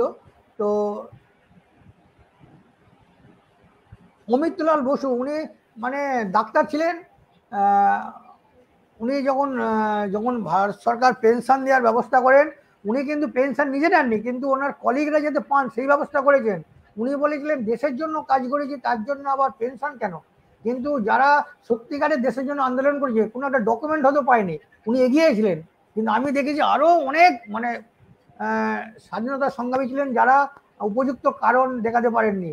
আমি বলতে পারি একটা প্রশ্ন আছে অনন্ত চন্দ্র, আমাদের তরুণ গবেষক, সে প্রশ্ন করছে যে জগৎবল্লভপুর, আমতা, পাঁচলা ইত্যাদি স্থানে কি অনুশীলন সমিতি বা যুগান্তর দলের শাখা ছিল? কিছু জানা যাচ্ছে এ ব্যাপারে? না, আমার যতটুকু জানা যাচ্ছে উনি বিনোদ বিহারী গাঙ্গুলির নেতৃত্বে যদি আমি ধরে নিই, পানপুরে কি আত্মোন্নতি সমিতি বলে কিছু ছিল? পানপুরের একটা বিনোদ বিহারী গাঙ্গুলির মতাদর্শে ওখানে কিছু সমিতি ছিল, কিন্তু ডাইরেক্ট আত্মোন্নতি ছিল সমিতি ছিল কিনা এই তথ্য আমার কাছে নাই। কিন্তু ওইখানে যে বিপিন বিহারী গাঙ্গুলি, আমার কাছেও নেই, মানে পানপুর বা জগৎবল্লভপুর আলাদা করে কোনো শাখা গড়ে উঠেছে বলে জানা যায়। শরীর চর্চাগুলো কিন্তু হতো, হ্যাঁ, বিপিন বিহারী গাঙ্গুলির নেতৃত্বেই কিন্তু মানে ওনার মাঝে মাঝে আসতেন এইসব এলাকা। আসলে নিশীথবাবু, আমার মনে হয় যে এই বিপ্লবী যে আপনি তো প্রথমেই বললেন যে বিভিন্ন জায়গাতেই এই যে মানে আত্মোন্নতি সভা বা যুগান্তর দলের যে কর্মপন্থা, অর্থাৎ দৈহিক বিভিন্ন কসরত, তার মধ্যে দিয়ে যে স্বাধীনতা আন্দোলনের একটা যে সলতে পাকানো, এই প্রক্রিয়াটা কিন্তু সব জায়গাতেই হচ্ছে, কিন্তু আলাদা করে যে একদম সেন্টার হিসাবে, শাখা হিসাবে যে সেখানে একদম বোর্ড ঝুলিয়ে যে একটা শাখা, এইভাবে হয়তো হয়নি, কিন্তু ওই প্রশিক্ষণ দিয়েছে বিভিন্ন জায়গায় গোপনে, না ম্যাক্সিমাম কাজ তো গোপনে হতো, কেউ তার বোর্ড লাগিয়ে আমার অমুক সংঘ বলে তো দেওয়া হতো না, তরুণ সংঘ বলে দেওয়া হতো না, গোপনে গাইড হতো। এবার সেই গোপনের ইতিহাস তো অনেকে লিখে যায়নি, বা সেই সময় হ্যাঁ আমরা যেটা করছি অনেকটা মানে লিঙ্ক খুঁজে খুঁজে খোঁজার চেষ্টা করছি, দরকার সবাই এগিয়ে আসবে। অভিজ্ঞতাগুলোকে আমরা অনেক জায়গায় অনেকজনের যে ব্যক্তিগত, যে আমি সেগুলোকে আমরা বলছি যে ওখানে একটা লাঠি খেলা হতো, ওখানে ওই প্রশিক্ষণ হতো, সেইগুলোকে আমরা, সেগুলো বয়স্ক লোকেদের থেকে আমরা শুনে শুনে সেগুলো একত্রিত করার চেষ্টা করছি। মানে ওই সময় লিখিত সাইনবোর্ড কিছু ছিল না, সুতরাং সেইভাবে নিশ্চিতভাবে আমি বলতে পারবো না। হ্যাঁ, কিন্তু ওইখানে যে শরীর চর্চা হতো এর নজির কিন্তু ওখানকার স্থানীয় লোকের কাছ থেকে পাওয়া গেছে। আচ্ছা, এখানে সৌরভ দত্ত বলছে মাজু থেকে যে আমার কাছে পানপুরের ছবি আছে একটা বাড়ির যেখানে আত্মোন্নত সমিতির কেন্দ্র ছিল। হ্যাঁ, নিশ্চয়ই থাকতে পারে কেন্দ্র, থাকতে পারে, ওইভাবেই আর কি, যে মানে তার বাড়িতে হয়তো গোপনে এই ধরনের কার্যকলাপ চলতো, সেটার হতো অনুপ্রেরণা। তখন তো এই ধরনের কাজগুলো অনুপ্রেরণাই আত্মোন্নতি সমিতিই ছিল, বা যুগান্তর দলই তো ছিল, তারাই তো অনুপ্রেরণার স্রোত, ফলে সেটা হওয়ার অস্বাভাবিক কিছু নয়। আচ্ছা, পানপুরের মতি বাবুর বাগান বাড়ি সম্বন্ধে কিছু বলুন, এটা বলছি। না, পানপুরটা ঠিক আমি এখনো ওই দিকে এখনো যেতে পারি না। হ্যাঁ, আমি খোঁজ নেওয়ার চেষ্টা করব, বা আপনারা যে এইভাবে লিঙ্ক গুলো দেন তাহলে আমি সেখানে গিয়ে তথ্যগুলো সংগ্রহ করব, বা আপনাদের যদি জানা থাকে। এই লাইভ আড্ডাটা তো এই জন্যই যে আমরা, আপনি কিছু বললেন, আমি কিছু বললাম, দর্শক যারা শুনছেন তারা তাদের মতামতের মধ্যে দিয়ে অনেক তথ্য নিয়ে আসবেন, সেগুলো আবার আলোচনা হবে, খুঁজে দেখা হবে, এইটাই তো ইতিহাসের মজা। হ্যাঁ, যেমন সব তথ্য তো পাওয়া যায়। আমি যেমন বলছিলাম পাতিয়ালে যে ট্রেন অ্যাক্সিডেন্ট, যাকে গ্রেপ্তার করা হয়েছিল সেই নামটা কিন্তু এখনো সারফেসে আসেনি, কিন্তু আমি খুঁজে বার করেছি তার নাম হচ্ছে ডক্টর প্রেমতোষ বসু। মাজুতে ডাক্তার ছিলেন, হ্যাঁ, মাজু বাজারের কাছে বসতেন, কিন্তু প্রেমতোষ বাবু আমার ওনার বাড়ি কোথায় আমি খুঁজে পাচ্ছি না। এবং যখন আমি ওই মাজুর যে বঙ্গীয় সাহিত্য সম্মেলন হয়েছিল ওখানে প্রত্যেকের বাড়ি কিন্তু ডান দিকে লেখা আছে কে কত মানে ওই প্রতিনিধি ফি জমা দিয়েছেন। উনি অভ্যর্থনা যে চিকিৎসক টিম ছিল ওনার কিন্তু কনভেনার ছিলেন, কিন্তু ওনার বাড়ির পজিশনে কিছু লেখা নাই। তাহলে আমার পক্ষে এটা কিন্তু ওনাকে, ওনার এবং শুধু ওনার কম্পাউন্ডার তারকনাথ নাগ, হ্যাঁ, দুজনকে কিন্তু অ্যারেস্ট করা হয়েছিল। আর আমরা যেটা দেখি অনেকের বই দেখি যে হাওড়ার বৈকুণ্ঠ এলাকা থেকে যে গ্রেপ্তার করা হয়েছিল, ওনাকে গ্রেপ্তার করেছিল, ওনার বাড়িতে বোম বিস্ফোরণ ঘটেছিল, তখন ধরে নেওয়া হয়েছিল যে পাতিয়াল যে বোমটা ফেটেছে সেই বোমটা ওইখানেই তৈরি হয়েছে, এই লিঙ্কে কিন্তু তৈরি হয়েছিল। কিন্তু বোম মারার জন্য গ্রেপ্তার হয়েছে কিন্তু 4জনকে গ্রেপ্তার করা হয়েছে, আমার নামটা এখন আসছে না, পরে তাদের বিচারও হয়েছে। কিন্তু প্রেমতোষ বসুর আমি নারায়ণ বাবুর সঙ্গে অনেকবার যোগাযোগ করেছিলাম, নারায়ণ ঘোষাল বা ওনার ভাই দিবাকর ঘোষাল, ওনারা অনেক সাহায্য করেছেন আমাকে, কিন্তু প্রেমতোষ বসু আমি সেরকম হদিস করতে পারিনি বাড়িটা। কিন্তু আর একটা হচ্ছে রাসবিহারী পাল মুন্সিরহাট থেকে, যিনি গ্রেপ্তার হয়েছিলেন, হ্যাঁ, মুন্সিরহাট থেকে, ওনার আমি সাদ্দিক মোহাম্মদের বইয়ের লেখার নামটা পেয়েছিলাম, কাশীনাথ আদকের সঙ্গে যোগাযোগ করেছিলাম, কিন্তু রাসবিহারী পালের বাড়ি কোথায় আমি এখনো উদ্ধার করতে পারিনি। এইগুলো হচ্ছে আমার ব্যর্থতা বলতে পারেন বা অক্ষমতা বলতে পারেন। আমি আপনাদের কাছে অনুরোধ করছি, মানে যদি এইগুলো কিছু জানা থাকে বা কারো গ্রামে যদি এই ব্যাপারে কোনো তথ্য থাকে নিশ্চয়ই, কারো গ্রামে যদি কোনো ফ্রিডম ফাইটার থাকেন সেই নামটা আমাকে যদি পাঠান আমি সেখানে যে তথ্যটা নেওয়ার চেষ্টা করব। যারা তথ্য পাবেন দয়া করে কমেন্ট বক্সে দিলে তাহলে পরবর্তী ক্ষেত্রে জানতে সুবিধা হবে। আচ্ছা, নিশীথবাবু, আরেকটা দেখিয়ে দেন, ওই যে সংবর্ধনা তাম্রপত্র যখন দেওয়া হয়েছে আপনাকে পাঠিয়েছিলাম, মানে কিন্তু অনেকেই কিন্তু এইসব পায়নি, ওই তাম্রপত্র অনেকেই পায়নি। এবং দেখা যাচ্ছে যখন ছবি দেখাই, নিশ্চয়ই নিশ্চয়ই। এবং অনেককে আমি দিয়েছি, রাষ্ট্রপতির কাছ থেকে পুরস্কার নিচ্ছে। দেখুন দুর্গাপদ চট্টোপাধ্যায়, যিনি আমার বাড়িতে আসতেন, হ্যাঁ এই ধরনের তাম্রপত্র অনেককেই দেওয়া হয়েছে, অনেকের বাড়িতে আছে। এটা আপনার বৃন্দাবন পাঁজা মানসিংহাপুরে বাড়ি, ওনার বাড়ি থেকে আমি নিয়েছিলাম। আর একটা দেখুন দুর্গাপদ চট্টোপাধ্যায় রাষ্ট্রপতির কাছ থেকে, রাষ্ট্রপতি জ্ঞানী জয়েল সিংহের কাছ থেকে উনি প্রায় নিচ্ছেন। আমার কাছে আছে মৃত্যুঞ্জয় বন্দ্যোপাধ্যায় শিক্ষামন্ত্রীর কাছ থেকে প্রায় নিচ্ছেন। রাজ্যপাল ডালমিয়া পার্কে সংবর্ধনা দেওয়া হচ্ছে বিপ্লবীদের। হ্যাঁ, তা সেই যে কারো কারো ছবি থাকে, এই যে রাষ্ট্রপতি থেকে এই যে দুর্গাপদ চট্টোপাধ্যায়, উনি পরে মানে দেখা যাবে যারা স্বাধীনতা আন্দোলন করেছিলেন ম্যাক্সিমামই মানে বেশিরভাগই পরের দিকে কিন্তু সন্ন্যাস জীবন করেছিলেন। অরবিন্দের একটা হয়ে গেছে টেন্ডেন্সি দেখা যাচ্ছে বহু জন যারা। এবং প্রতাপ ঘোষ উনিও স্বামীজি হয়ে চলে গেছেন। এটা কেন, কারণ কি মনে হয় নিশীথ বাবু? হ্যাঁ, বলছি এটার কারণ কি মনে হয় আপনার?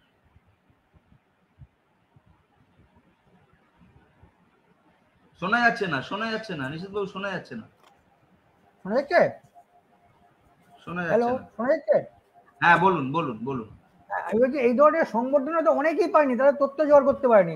আমি নিজ বাড়ি একটা বাড়িতে গিয়েছিলাম। স্বাধীনতা সংগ্রামীদের পরবর্তী ক্ষেত্রে ভারত স্বাধীন হয়ে যাওয়ার পরে সব সন্ন্যাস গ্রহণ করে নেওয়ার পিছনে কারণটা কি, কি মনে হয় আপনার? কারণটা যখন ইন্দিরা গান্ধী দেশের প্রধানমন্ত্রী ছিলেন, উনি ওনারা সিদ্ধান্ত নিয়েছিলেন যে এইগুলোকে একটা সংবর্ধনা করবো। ইন্দিরা গান্ধীর আমলে সেই সময় 200 থেকে 500 টাকা সাম্মানিক দেওয়ার কথা এবং একটা তাম্রপত্র দেওয়ার প্রকল্প নিয়েছিলেন। এবং দিল্লিতে অনুষ্ঠান হয়েছিল, হাওড়া থেকেও প্রায় 19 জনের মতো গিয়েছিলেন। এবং বাংলাতে মহাজাতি যে সদন, ওইখানে সিদ্ধার্থ শঙ্কর রায় তখন মুখ্যমন্ত্রী, উনি দিয়েছিলেন। নেলি সেনগুপ্ত, ওনাকে দিয়ে এটা শুরু হয়েছিল এই তাম্রপত্রটা। পরবর্তী ক্ষেত্রে পরে যখন স্বাধীনতা দিবস পালন করা হতো, রাজ্যপাল বা হাওড়া জেলার ডিএম উনি একটা চা চক্র আয়োজন করতেন, ওনাদেরকে ডাকতেন। হ্যাঁ, সেই ডকুমেন্টগুলো অনেক কাছে হারিয়ে গেছে, সেগুলো জোগাড় করতে ভালো হয়। তো আবার অনেকে যারা জগদলপুরে হয়তো অ্যারেস্ট হয়েছেন, কিন্তু পরে ছেলে হয়তো চাকরি সূত্রে বাইরে গেছেন, সেখানেও চলে গেছেন। হ্যাঁ, আমি দুর্গাপুরে একজন চলে গেছেন, উনি আমাকে, ওনার ছেলে আমার কথা শুনে তার বাবার জীবনী এবং তার যে তাম্রপত্রের ছবি আমাকে পাঠিয়েছেন, আমি তাদের প্রতি কৃতজ্ঞ। হ্যাঁ, এরকম বহু আছে যারা কদমতলার দিকে চলে গেছেন, পাতিয়ালে বেশ কিছু লোক। হ্যাঁ, দুর্গাপদ চট্টোপাধ্যায় উনি আমাদের উনি সত্যাগ্রহী, দ্বিতীয় হাওড়া জেলার দ্বিতীয় সত্যাগ্রহী ছিলেন।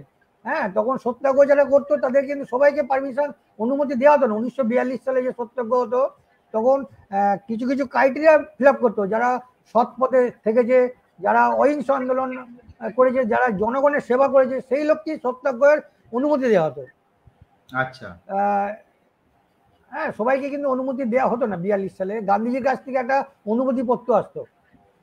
দুর্গাপদ চট্টোপাধ্যায় দ্বিতীয় হাওড়া জেলার সত্যাগ্রহী, উনি একাধিকবার এই সত্যাগ্রহ করেছিলেন। মানে পুলিশকে নোটিশ দিতে হতো এবং সেই এলাকার সত্যাগ্রহ অনেক সময় পুলিশ তাদের অ্যারেস্টও করতো, অনেক সময় করতো না। হ্যাঁ, কিন্তু এই ক্ষেত্রে আমাদের জগদলপুরের পাশাপাশি মানে জিয়াস শাহ, যেটা পাঁচলা, ওনাদের একাধিক লোক মানে এই স্বাধীনতা আন্দোলনে অংশগ্রহণ করেছেন। হ্যাঁ, এবং তারা আত্মগোপন করার জন্য মানে জগদলপুরে হাঁটালে চলে গেছেন, জঙ্গলের মধ্যে আছেন। আমি নাম বলতে পারি কারণ ইতিহাসের মধ্যে কোথাও নাই। তার নাম হচ্ছে আপনার দুর্গাপদ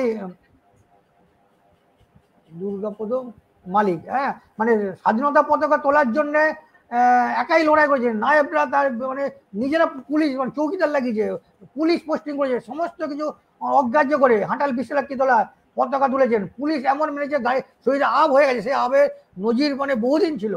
হ্যাঁ, তাকে জেল 6 মাসের জেল হয়েছে পতাকা তোলার জন্য। আমরা ভাবতে পারছি না, তখন পতাকা তোলার জন্য জেল হচ্ছে, পুলিশ মারছে। এবং তাকে তখন দুর্গাপদ চট্টোপাধ্যায় 12 জন এরকম মানে ঘোরাঘুরি করতে একসঙ্গে। তারা রাতের বেলা বাড়িতে আসতো কিছুক্ষণের জন্য, আবার দিনের বেলা আত্মগোপন করে থাকতো। হ্যাঁ, কিন্তু তারা কোনো সম্মান কিন্তু পায়নি। কিন্তু এই পুরনো যে সমস্ত দুর্গাপদ, যখন দেশ স্বাধীন হলো তখন কিন্তু আমাদের সত্যনারায়ণ কাজী এমএলএ হয়েছিলেন, বা দুর্গাপদ চট্টোপাধ্যায় একাধিকবার ওই বাড়িতে গেছেন, মানে বঙ্গক্ষেত্রীতে ওই বাড়িতে একাধিকবার গেছেন, মানে নিজের সতীর্থ কিন্তু বলেননি। উনি যখন অসুস্থ হন তখন সত্যনারায়ণকা নিজে গাড়ি করে ওনার যে হসপিটাল, তখন জয়দলপুর হসপিটাল হয়নি, মানে উনি তৈরি করছেন হসপিটাল, সেই হসপিটালে ভর্তি করে চিকিৎসা করেছেন, ওখানেই মারা গেছেন। এরকম বহু স্বাধীনতা সংগ্রামী আছেন যাদের ইতিহাস কোনো লিপিবদ্ধ নাই, তাদের কাছে আমরা পৌঁছাতে পারিনি, এ আমাদের ব্যর্থতা, এটা কিন্তু উদ্ধার করতেই হবে আমাদের। যত সময় চলে যাচ্ছে সেই ইতিহাসগুলো কিন্তু হারিয়েও যাচ্ছে। হ্যাঁ, আর তো আমরা পাবো না, ছেলেকেই পাচ্ছি না, মানে সেই লোক তো চলে গেছে, ছেলেদেরও পাচ্ছি না, তার যে ডকুমেন্টেশন, যার যে পেপার নষ্ট হয়ে গেছে। মানে আপনাদের যদি কারো হদিশ থাকে, আমার আবার অনুরোধ করছি, সেইগুলো অন্তত আপনাদের কৃতজ্ঞতা স্বীকার করি সেখানে দেওয়া হবে, কিন্তু সেটা যদি একটু সহযোগিতা করেন, আমি আবার সায়নবাবুর মাধ্যমে আপনাদের কাছে অনুরোধ জানাচ্ছি, যাতে জয়দলপুর ইতিহাসটা আরো এনরিচ হয়, আরো সমৃদ্ধ হয়, হ্যাঁ, বা তাদের প্রতি আমাদের যে কৃতজ্ঞতা সেটা জানাতে পারি। এইটাই আমি শেষ অনুরোধ আপনাকে জানালাম। আবেদন করেছেন আপনি, এটাই আমাদের এই হাওড়ার ইতিবৃত্ত গ্রুপের মূল উদ্দেশ্যই এটা, যে আমরা মানে আমরা তো এখন সারাক্ষণ মোবাইল নিয়ে বসে থাকি, তো আমরা যদি কিছু তথ্য জানি, সেগুলো যদি আমরা এইরকম গ্রুপের কমেন্টে বা এতে আলোচনা যদি এগুলো নিয়ে আলোচনা করি, তাহলে কিন্তু অনেক তথ্য একটা জায়গায় হয়ে যাবে, এবং সেগুলো যারা এই নিয়ে গবেষণা করছেন তাদের ক্ষেত্রে কিন্তু কাজে লাগবে। আচ্ছা নিশীথ বাবু, একটা বিষয় আমি আপনার কাছে জানতে চাইবো, সেটা হচ্ছে যে একটা প্রশ্ন এসেছিল আগে, আমি দেখেছি, সেটা হচ্ছে যে এই যে জগৎবল্লভপুরের স্বাধীনতা আন্দোলনে মহিলাদের কোনো ভূমিকা ছিল না? মহিলাদের ভূমিকা আমি বলেছিলাম, বসু পরিবারে যখন কথা বলি, বাসন্তী দেবী, ওনার আর এক বোন ছিলেন সুষমা পালিত, যিনি বাঁকুড়ায় বিয়ে হয়েছিলেন, হ্যাঁ, ওনারা কিন্তু প্রত্যক্ষভাবে, হ্যাঁ ছবি দেখেছি আমরা, বাসন্তী দেবীর ছবি আপনাকে দিয়েছি, এবং আমাদের যে লোগোটা তৈরি করা হয়েছিল ওতেও ছবিটা আছে। হ্যাঁ, আমি ছবিটা নিশ্চয়ই দেখাবো। এই হচ্ছে বাসন্তী বসু, বসু পরিবারের, মাজুর বিখ্যাত বসু পরিবার, সেই বসু পরিবারের সন্তান। তো এনার সম্পর্কে একটু বলুন। মানে বাসন্তী বসু যখন ওনাদের সঙ্গে কলকাতায় একটা লিঙ্ক ছিল, উনি যখন কলকাতা, তখন বড়বাজারে যেহেতু বিদেশি দ্রব্যগুলো বেশি বিক্রি হতো, কাপড়ের দোকান ছিল, ওইখানে কংগ্রেসের যেহেতু একটা অফিস ছিল, ওইখানে আন্দোলনটা ব্যাপক হতো, প্রতিদিন বিভিন্ন এলাকা থেকে শত শত লোক আসতো, এসে আন্দোলন করত এবং কারাবরণ করত। অভয় প্রসাদ ব্যানার্জি, মাজুর লোক, উনি কংগ্রেসের অফিসার ইনচার্জ হয়েছিলেন, ওনাকে গ্রেপ্তার করা হয়েছিল, অফিস থেকে মারা হয়েছিল, জেল খেটেছেন। যখন পাগলা ঘন্টা বাজে, উনি তখন সতীন সেনের সঙ্গে ছিলেন ওই প্রেসিডেন্সি জেলে, কিন্তু দুর্ভাগ্য আমাদের, ওনার কোনো কাম্যপত্র কিন্তু পাননি, উনি পেনশনও পাননি, মানে এরকম অনেক নজির আছে।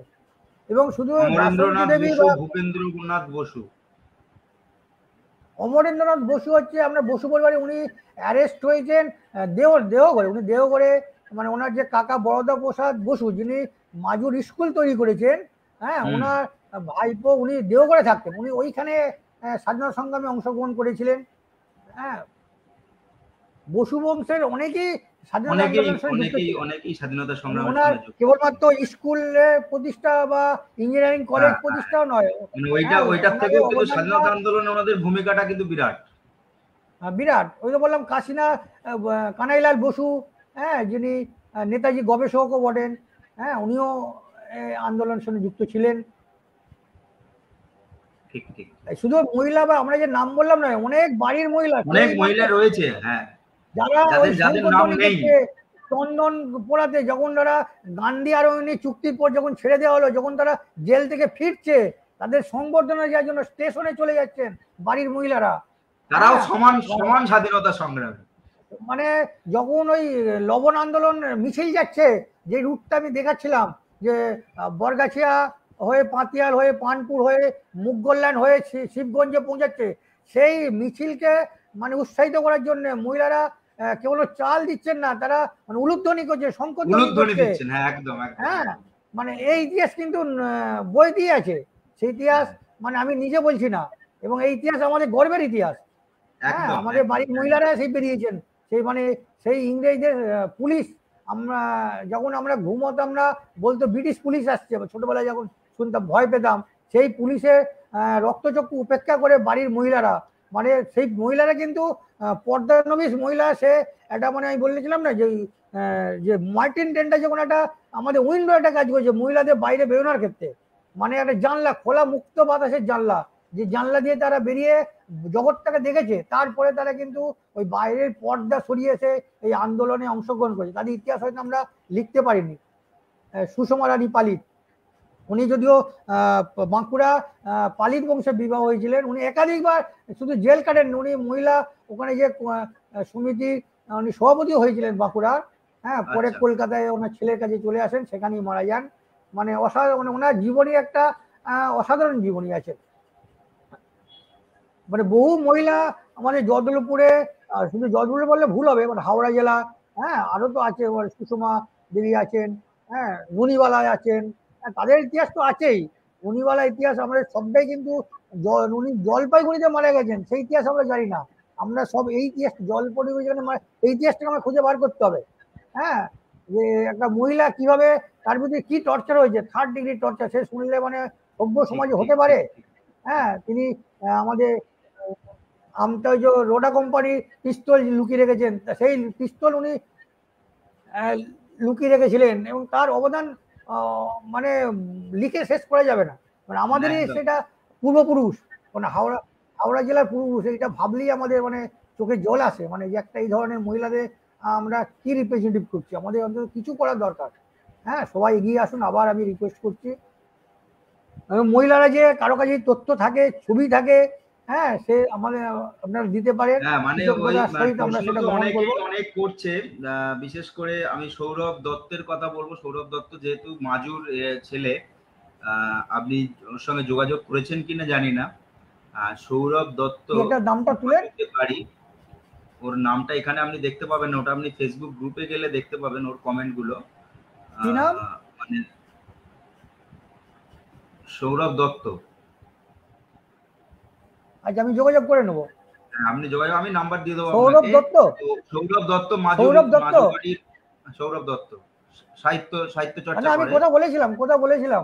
হ্যাঁ হ্যাঁ, আমি দেখে বুঝতে পারছি যে মাজুর ইতিহাস নিয়ে অনেকটাই পড়াশোনা আছে। তো আপনার এই সন্ধানে, বিশেষ করে পানপুরের এই দিকটা নিয়ে আপনার সন্ধানের অনেকটাই সহযোগিতা করতে পারবে। আর বাদবাকি আমরা আরো কমেন্ট পাচ্ছি। হাওড়া শহরে আমরা জিজ্ঞেস করছে অনেকে যে হাওড়া শহরে কিভাবে বিপ্লবী আন্দোলন কাজ করতো, এই রকম নিয়ে অনেকে প্রশ্ন করছেন। তো বিপ্লবী কার্যকলাপের তো কথা তো মানে আমরা প্রথমে আলোচনা করছিলাম যে আমাদের হাওড়ায় শিবপুরে বালিতে আমাদের আত্মোন্নতি সভার তো কেন্দ্র তৈরি হয়েই ছিল, এবং সেইখানে মানে একটু ধরেন বলার চেষ্টা করি। আমি বলি যে শুধু 10 বিপ্লব নয়, আপনার আমটা একটু ধরেন, আমি বলার চেষ্টা করি যে তথ্যগুলো যদি পেতে পারি। বিখ্যাত সেই হাওড়া গ্যাং রবারি, হ্যাঁ এইসব কেস 1932 11 এপ্রিল আমতা পুলিশ স্টেশনে বোম মারা হয়েছিল, কিন্তু দুর্ভাগ্যবশত কোনো পুলিশ নামে একটা ছাগল মারা গিয়েছিল। হ্যাঁ, সেই নজির মানে আছে। শুধু তাই নয়, 1933 সালে হাওড়া আমতা বড় ময়রা যে মেল ডাকাতি ঘটেছিল, মানে স্বদেশী ডাকাতি যাকে বলা হয়। হ্যাঁ, সে টাকা করে, সেই টাকা যাতে বিপ্লবী আন্দোলনে ব্যবহার করা যায়। তবে সব থেকে যুগান্তর দল হাওড়া অবশ্যই অ্যাক্টিভ ছিল। 1923 মে কোনার কাছে মানে ডবল মার্ডার করে ডাকাতি করা হয়েছিল, মানে যুগান্তর দলের তরফ থেকে। হ্যাঁ, সেই ক্রাইম হিসাবে ওরা বের করেছিল সেই সময়, ব্রিটিশ যে ডকুমেন্ট আছে। হ্যাঁ, আপনার শিবপুরে পুলিশ স্টেশনে 1934 সালেও বোম মারা হয়েছিল। হ্যাঁ, একাধিক বোম মারা গেল। যখন আবার বোম নিয়ে ছুটছিল তখন একজন হাত থেকে পড়ে যে ইনজুরিড হয়, তাদেরকে ধরে অ্যারেস্ট করা হয়। হ্যাঁ, এছাড়া Howrah gang case, Shibpur bomb বিস্ফোরণ, এরকম একাধিক সন্ত্রাসবাদী কার্যকলাপ হাওড়া, আমতা, জয়দলপুর, সালকিয়া ঘটেছিল। একটা প্রশ্ন এসেছে, জগৎবল্লভপুরে কোনো বৈপ্লবিক ঘাঁটির নাম এখন কি পাওয়া যায়, বা তার ছবি কি পাওয়া যাবে? বৈপ্লবিক ঘাঁটি বলতে সতী সাধন গায়নের যে বাউন্ডারি ওয়াল দেওয়া যে ঘরে বাড়ি আছে, বা বিশ্বনাথ সরকারের যে জঙ্গলের মধ্যে বাড়ি আছে, হাঁটাল তামলিয়া যে আশ্রম ছিল, এইসব তখন তো জঙ্গলের মধ্যে, তখন তো এত বাড়ি ছিল না, জঙ্গল ছিল, জঙ্গলে বাগান বাড়ির ভেতরে প্রশিক্ষণগুলো হতো। বা আমাদের পাতিয়ালে প্রতাপ ঘোষ যেখানে অনুশীলন করতেন, সে প্রতাপ ঘোষ যে ডাম্বেল দিয়ে অনুশীলন করতে, সেই ডাম্বেল এখনো রয়েছে। হ্যাঁ, না হাজদা পুকুরের সামনে আপনার বঙ্গীয় 32তম যে প্রাদেশিক সম্মেলন হয়েছিল হাজদা পুকুরের সামনে, সেটা আমি কথা বলার সময় বলেছিলাম, সেখানে তাঁবু খাটানো হয়েছিল, সেটা আমি হাজদা পুকুরের কথা বলেছি, মাজুর। হ্যাঁ নিশ্চয়ই। তো আমরা প্রায় 1 ঘন্টা 10 মিনিটের আলোচনা করে ফেললাম, মানে প্রচুর মানুষজনের মতামত আমরা দেখতে পাচ্ছি। এটা সব তো আমরা এই লাইভ স্ট্রিমে দেখাতে পাচ্ছি না, যারা ফেসবুক লাইভে দেখছেন তারা অবশ্যই কমেন্ট বক্সে দেখতে পাচ্ছেন যে আমার কাছে আরো অনেক ছবি আছে, ছবি এখনো দেয়া যায়নি, স্ক্যান হয়নি বলে। না না নিশ্চয়ই নিশ্চয়ই, আমরা এই নিয়ে আমাদের আলোচনা চলতে থাকবে, আরো আরো আলোচনা চলবে। আচ্ছা, এখানে একটা লিখেছে, একজন লিখেছেন, এটা খুব সম্ভবত সৌরভ দত্তই লিখেছে হয়তো, বিশেষ সরকারের বাগানে গোলা বারুদ লোকানো থাকতো। আচ্ছা, হতে পারে। আশিস গায়নও লিখেছেন, আশিস গায়নের বইও লেখা আছে বমগুলো রাখা হতো বা টেস্ট কোথায় করা হতো, হ্যাঁ সেগুলো লেখা আছে, এগুলো ইতিহাসগুলো আছে, সেগুলো খুঁজে খুঁজে বার করতে হবে আর কি। ধন্যবাদ আপনাকে। যাই হোক, আমরা আমরা অনেক আলোচনা করলাম, আরো অনেক আলোচনা রয়ে গেল। বিশেষ করে আমরা ভেবেছিলাম যে আমরা একটু শ্যামপুরের দিকে, যেহেতু আলোচনা যাচ্ছিল যে আমাদের লবণ আইন ভঙ্গ আন্দোলনটা ধীরে ধীরে আমরা জগৎবল্লভ পেরিয়ে শ্যামপুরের দিকে যাচ্ছিলাম, তো শ্যামপুরের ওই দুজন ভাই মুরারি জানা এবং আমাদের বনমালী জানা, এই দুজনের কথা, বিশেষ করে মুরারি জানার কথা তো আপনার ফেসবুক পোস্ট দেখেই আমরা ডিটেলে পেলাম, যদিও তার স্ত্রীর সঙ্গে আমরাও কথা বলেছিলাম আমাদের একটা সমীক্ষাতে। বনমালী জানা বা মুরারি জানা, এনারা তো একদম ওই লবণ সত্যাগ্রহ আন্দোলনে শ্যামপুরের দিকটা লিড করেছিলেন ওনারা, এবং মানে এর পরবর্তী ক্ষেত্রে ওনাদের প্রচুর প্রচুর মানে কংগ্রেসি আন্দোলনে প্রচুর অবদান রয়েছে, প্রচুর ঘটনা রয়েছে, বিভিন্ন জায়গায় পিকেটিং করা, বিশেষ করে মাদক, মানে তখন তো এই স্বদেশী আন্দোলনে এটা খুব হতো যে মদের দোকান, গাঁজার দোকান, এইগুলো সামনে পিকেটিং করা, এবং পিকেটিং করলেই পুলিশ ধরে নিয়ে চলে যেত। পিকেটিং নয়, তখন একটা আরেকটা জেলে গেছেন। তো এই সব ঘটনাগুলো ঘটেছে। আরেকটা রিফর্ম ছিল, যারা বিদেশি দ্রব্য বিক্রি করতো, ধরুন মাকড়চণ্ডী, আমাদের মাকড়চণ্ডী, আমতার মেলাই চণ্ডী, যে ঠাকুর দেবতাগুলো ছিল, ওইখানে মানত করা হতো যে তোমরা এখানে ঠাকুরের কাছে মানত করো, তোমরা এই বিদেশি দ্রব্য বর্জন মানে আর বিক্রি করবে না, মানে এই ধরনের মানে অ্যাক্টিভিটি ছিল। হ্যাঁ, যাতে তারা বিদেশি দ্রব্যগুলো তারা, এবং শপথও নিত যে আমাদের যা আছে সেটা স্টক শেষ হয়ে গেলে বা আজ দিকে হয়তো বিক্রি করবো না, এবং এই আন্দোলন গড়ে তোলার ব্যাপারে বহু লোকের অবদান আছে। তো আমরা আমরা আমরা শেষের দিকে চলে এসেছি। আমি শুধু একটা কথাই জিজ্ঞেস করবো আপনাকে, একদম কনক্লুডিং নোটে আপনি বলবেন, সেটা হচ্ছে ধরুন এই যে আজকে আমরা ৭৭ বছর পেরিয়ে এলাম স্বাধীনতার আন্দোলনে, এখন আপনার চোখে মুখে আমি যে আবেগটা দেখতে পাচ্ছি, যখন আপনি গবেষণা করছেন এত নিবিড় ভাবে, যখন আপনি বিভিন্ন বিষয়ে জানছেন, আপনার এখনো আপনার মধ্যে সেই সেই সেই স্বাধীনতা সংগ্রামের সেই স্পৃহাটা যেন দেখতে পাচ্ছি, কিন্তু কিন্তু সাধারণ জনসাধারণের মধ্যে আমরা আমরা কোথাও দেখতে পাই যে এই স্বাধীনতা আন্দোলন বা সেই সংগ্রামীদেরকে নিয়ে খুব একটা ভাবার, সেভাবে মানুষজন, সাধারণ মানুষের ক্ষেত্রে বলছি, খুব একটা ভাবার টাইম নেই, সবাই এত ব্যস্ত। তো তাহলে কেন দরকার এই এই মানুষগুলোর কথা বা ইতিহাসগুলো জানাটা কেন দরকার আজকের যুগে দাঁড়িয়ে আপনার মনে হয়, এটা যদি আপনি বলেন। না, যেহেতু কেউ ভাবছে না, এটা ভাবছে না মানে এটা খারাপ দিক তো না, এটা পজিটিভ, ভালো দিক আমাদের, সেইটা আমরা জানছি না। আমরা কি করছি এখন যে বিশ্বায়নের যুগে যে আমাদের কাছে যেটা অ্যাট্রাকশন করছে, একটা ধরুন ফেসবুক বা বিভিন্ন যে আমাদের কাছে বিনোদনের যে আরো অনেক জায়গা হয়ে গেছে, হ্যাঁ, সেই দিকে আমাদের মন, বা রাজনীতিটা এখন অন্যভাবে চলে গেছে, রাজনীতিটা দেশের মধ্যে নেই, এর ফলে সাধারণ লোকে ওই দিকে অ্যাট্রাকশনটা চলে গেছে। কিন্তু সেইটাকে এইভাবে যদি ফিরিয়ে আনা যায়, কিন্তু তখন ব্রিটিশরা আমাদের অত্যাচার করছিল বলে আমাদের সবকিছু ছেড়ে দিয়ে ব্রিটিশ বিরোধিতার জন্য এত স্কুল কলেজের ছেলে মেয়েরা সবাই মিলে তার বিরোধিতা করছে, বা শিক্ষা প্রতিষ্ঠানের মাস্টার মশাইরা এই বিষয়ে, তখন ব্রিটিশরা যেহেতু ছিল বলে। কিন্তু এখন কি আমাদের সমাজ বা এখন কি আমাদের সবকিছু এতই ভালো হয়ে গেছে যে আমাদের আর চিন্তা ভাবনা করার প্রয়োজন পড়ছে না? এটা কি কারণ? মানে সেই অত্যাচার আর হচ্ছে না বলে বুঝি আবেগ জাগছে না? না, এটা অত্যাচারের উপর ডিপেন্ড করে না, মানুষ সেই অত্যাচারের সঙ্গে মানিয়ে নিচ্ছে কিনা, হ্যাঁ, সেই আপোষ করছে কিনা, এর উপর কিন্তু আন্দোলনটা নির্ভর করে। আমি একটা কোনো কিছু অন্যায়ের সঙ্গে আপোষ করছি কতটা, তার সঙ্গে আমার আন্দোলনটা কিন্তু ডিপেন্ড করবে আমার মানসিকতাটা কি। হ্যাঁ, আমি না যদি নিজেকে আমরা সেই সময়ের ছাত্র আন্দোলন দেখেছি আর এখনকার ছাত্র আন্দোলন দেখছি আর কি। হ্যাঁ, সে তো সব প্রেক্ষাপটেই পাল্টে গেছে, ছাত্র আন্দোলনও পাল্টে গেছে, সে তো আর ছাত্রদের শুধু দোষ নাই।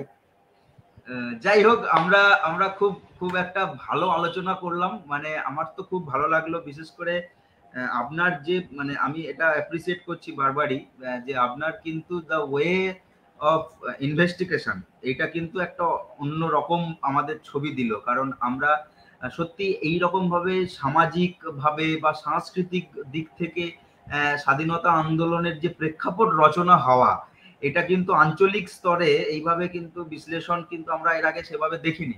আপনি যেভাবে শিক্ষা, যেভাবে যোগাযোগ ব্যবস্থার মধ্যে দিয়ে আপনি একটা আন্দোলন কিভাবে তৈরি হওয়ার প্রেক্ষাপট রচিত হচ্ছে সেটা আপনি দেখালেন, এবং জগৎবল্লভপুরের এত সুন্দর সুন্দর তথ্য আপনি আমাদের সামনে তুলে ধরলেন, এটা কিন্তু আমাদের একটা বিরাট পাওয়া। এবং আমি জানি আমাদের এই লাইভ বেশ কিছু গবেষক দেখছেন, যারা কিন্তু ইউনিভার্সিটি স্তরে গবেষণা করছেন, তারা দেখছেন, এবং তাদের কিন্তু আমি দেখতে পাচ্ছি তাদের কমেন্টে, তাদের কিন্তু উৎসাহ জেগেছে, এবং তারা কমেন্ট করছে বারবার, এটা জানতে চাইছেন, ওটা জানতে চাইছেন। তো এটা একটা ভালো দিক যে আমাদের এই আলোচনাটা কিন্তু বহু মানুষের একটা মানে তাদের একটা প্রশ্ন জাগিয়ে তুলছে, এবং আগামী দিনে আমি আশা করতে পারছি যে এই কমেন্টে এবং আমাদের আলোচনায়, আমাদের গ্রুপের আলোচনায় কিন্তু এই নিয়ে আমাদের আরো আলোচনা হবে। এবং আপনি একদম মানে পরবর্তী আপনার গবেষণা যেটুকু বাকি আছে আপনি এখনো করুন, এবং আরো সমৃদ্ধ। বারবার বলছি গবেষণা এটা নয়, আমার কৌতূহলটাকে আমি মেটানোর চেষ্টা করছি। আমি গবেষণার পর্যায়ে একদম নাই, ঠিক আছে? আমি নিজের কৌতূহল, বাচ্চা ছোটবেলায় শৈশবে যাদের সঙ্গে কাটিয়েছি। বুঝতে পেরেছি আপনার এই আবেগটা খুব কাজে লাগবে আপনার এই গবেষণার ক্ষেত্রে। আপনি এটা করুন, এবং আগামী দিনে আমরা আবার একবার আপনার সঙ্গে এই বিষয় নিয়ে নিশ্চয়ই চর্চা করব, এবং তখন আমরা আরো নতুন নতুন তথ্য পাবো এই আশা রাখছি। এবং যারা যারা আমাদের এখনো কমেন্ট করে যাচ্ছেন এবং আরো তথ্য দিয়ে যাচ্ছেন, আমরা ফেসবুকটা এরপরে আপনি খুললেই দেখতে পাবেন অনেক রকম তথ্য আসছে, তো সেগুলো যারা দিচ্ছেন দিতে থাকুন, শেয়ার করে দিন মানুষের কাছে, জগৎবল্লভপুরের মানুষদের কাছে শেয়ার করে দিন, যাতে এই তথ্যগুলো ছড়িয়ে পড়ুক বিভিন্ন জায়গায়, এবং যেগুলো মিসিং লিঙ্কস আছে সেগুলো যেন আবার আসে।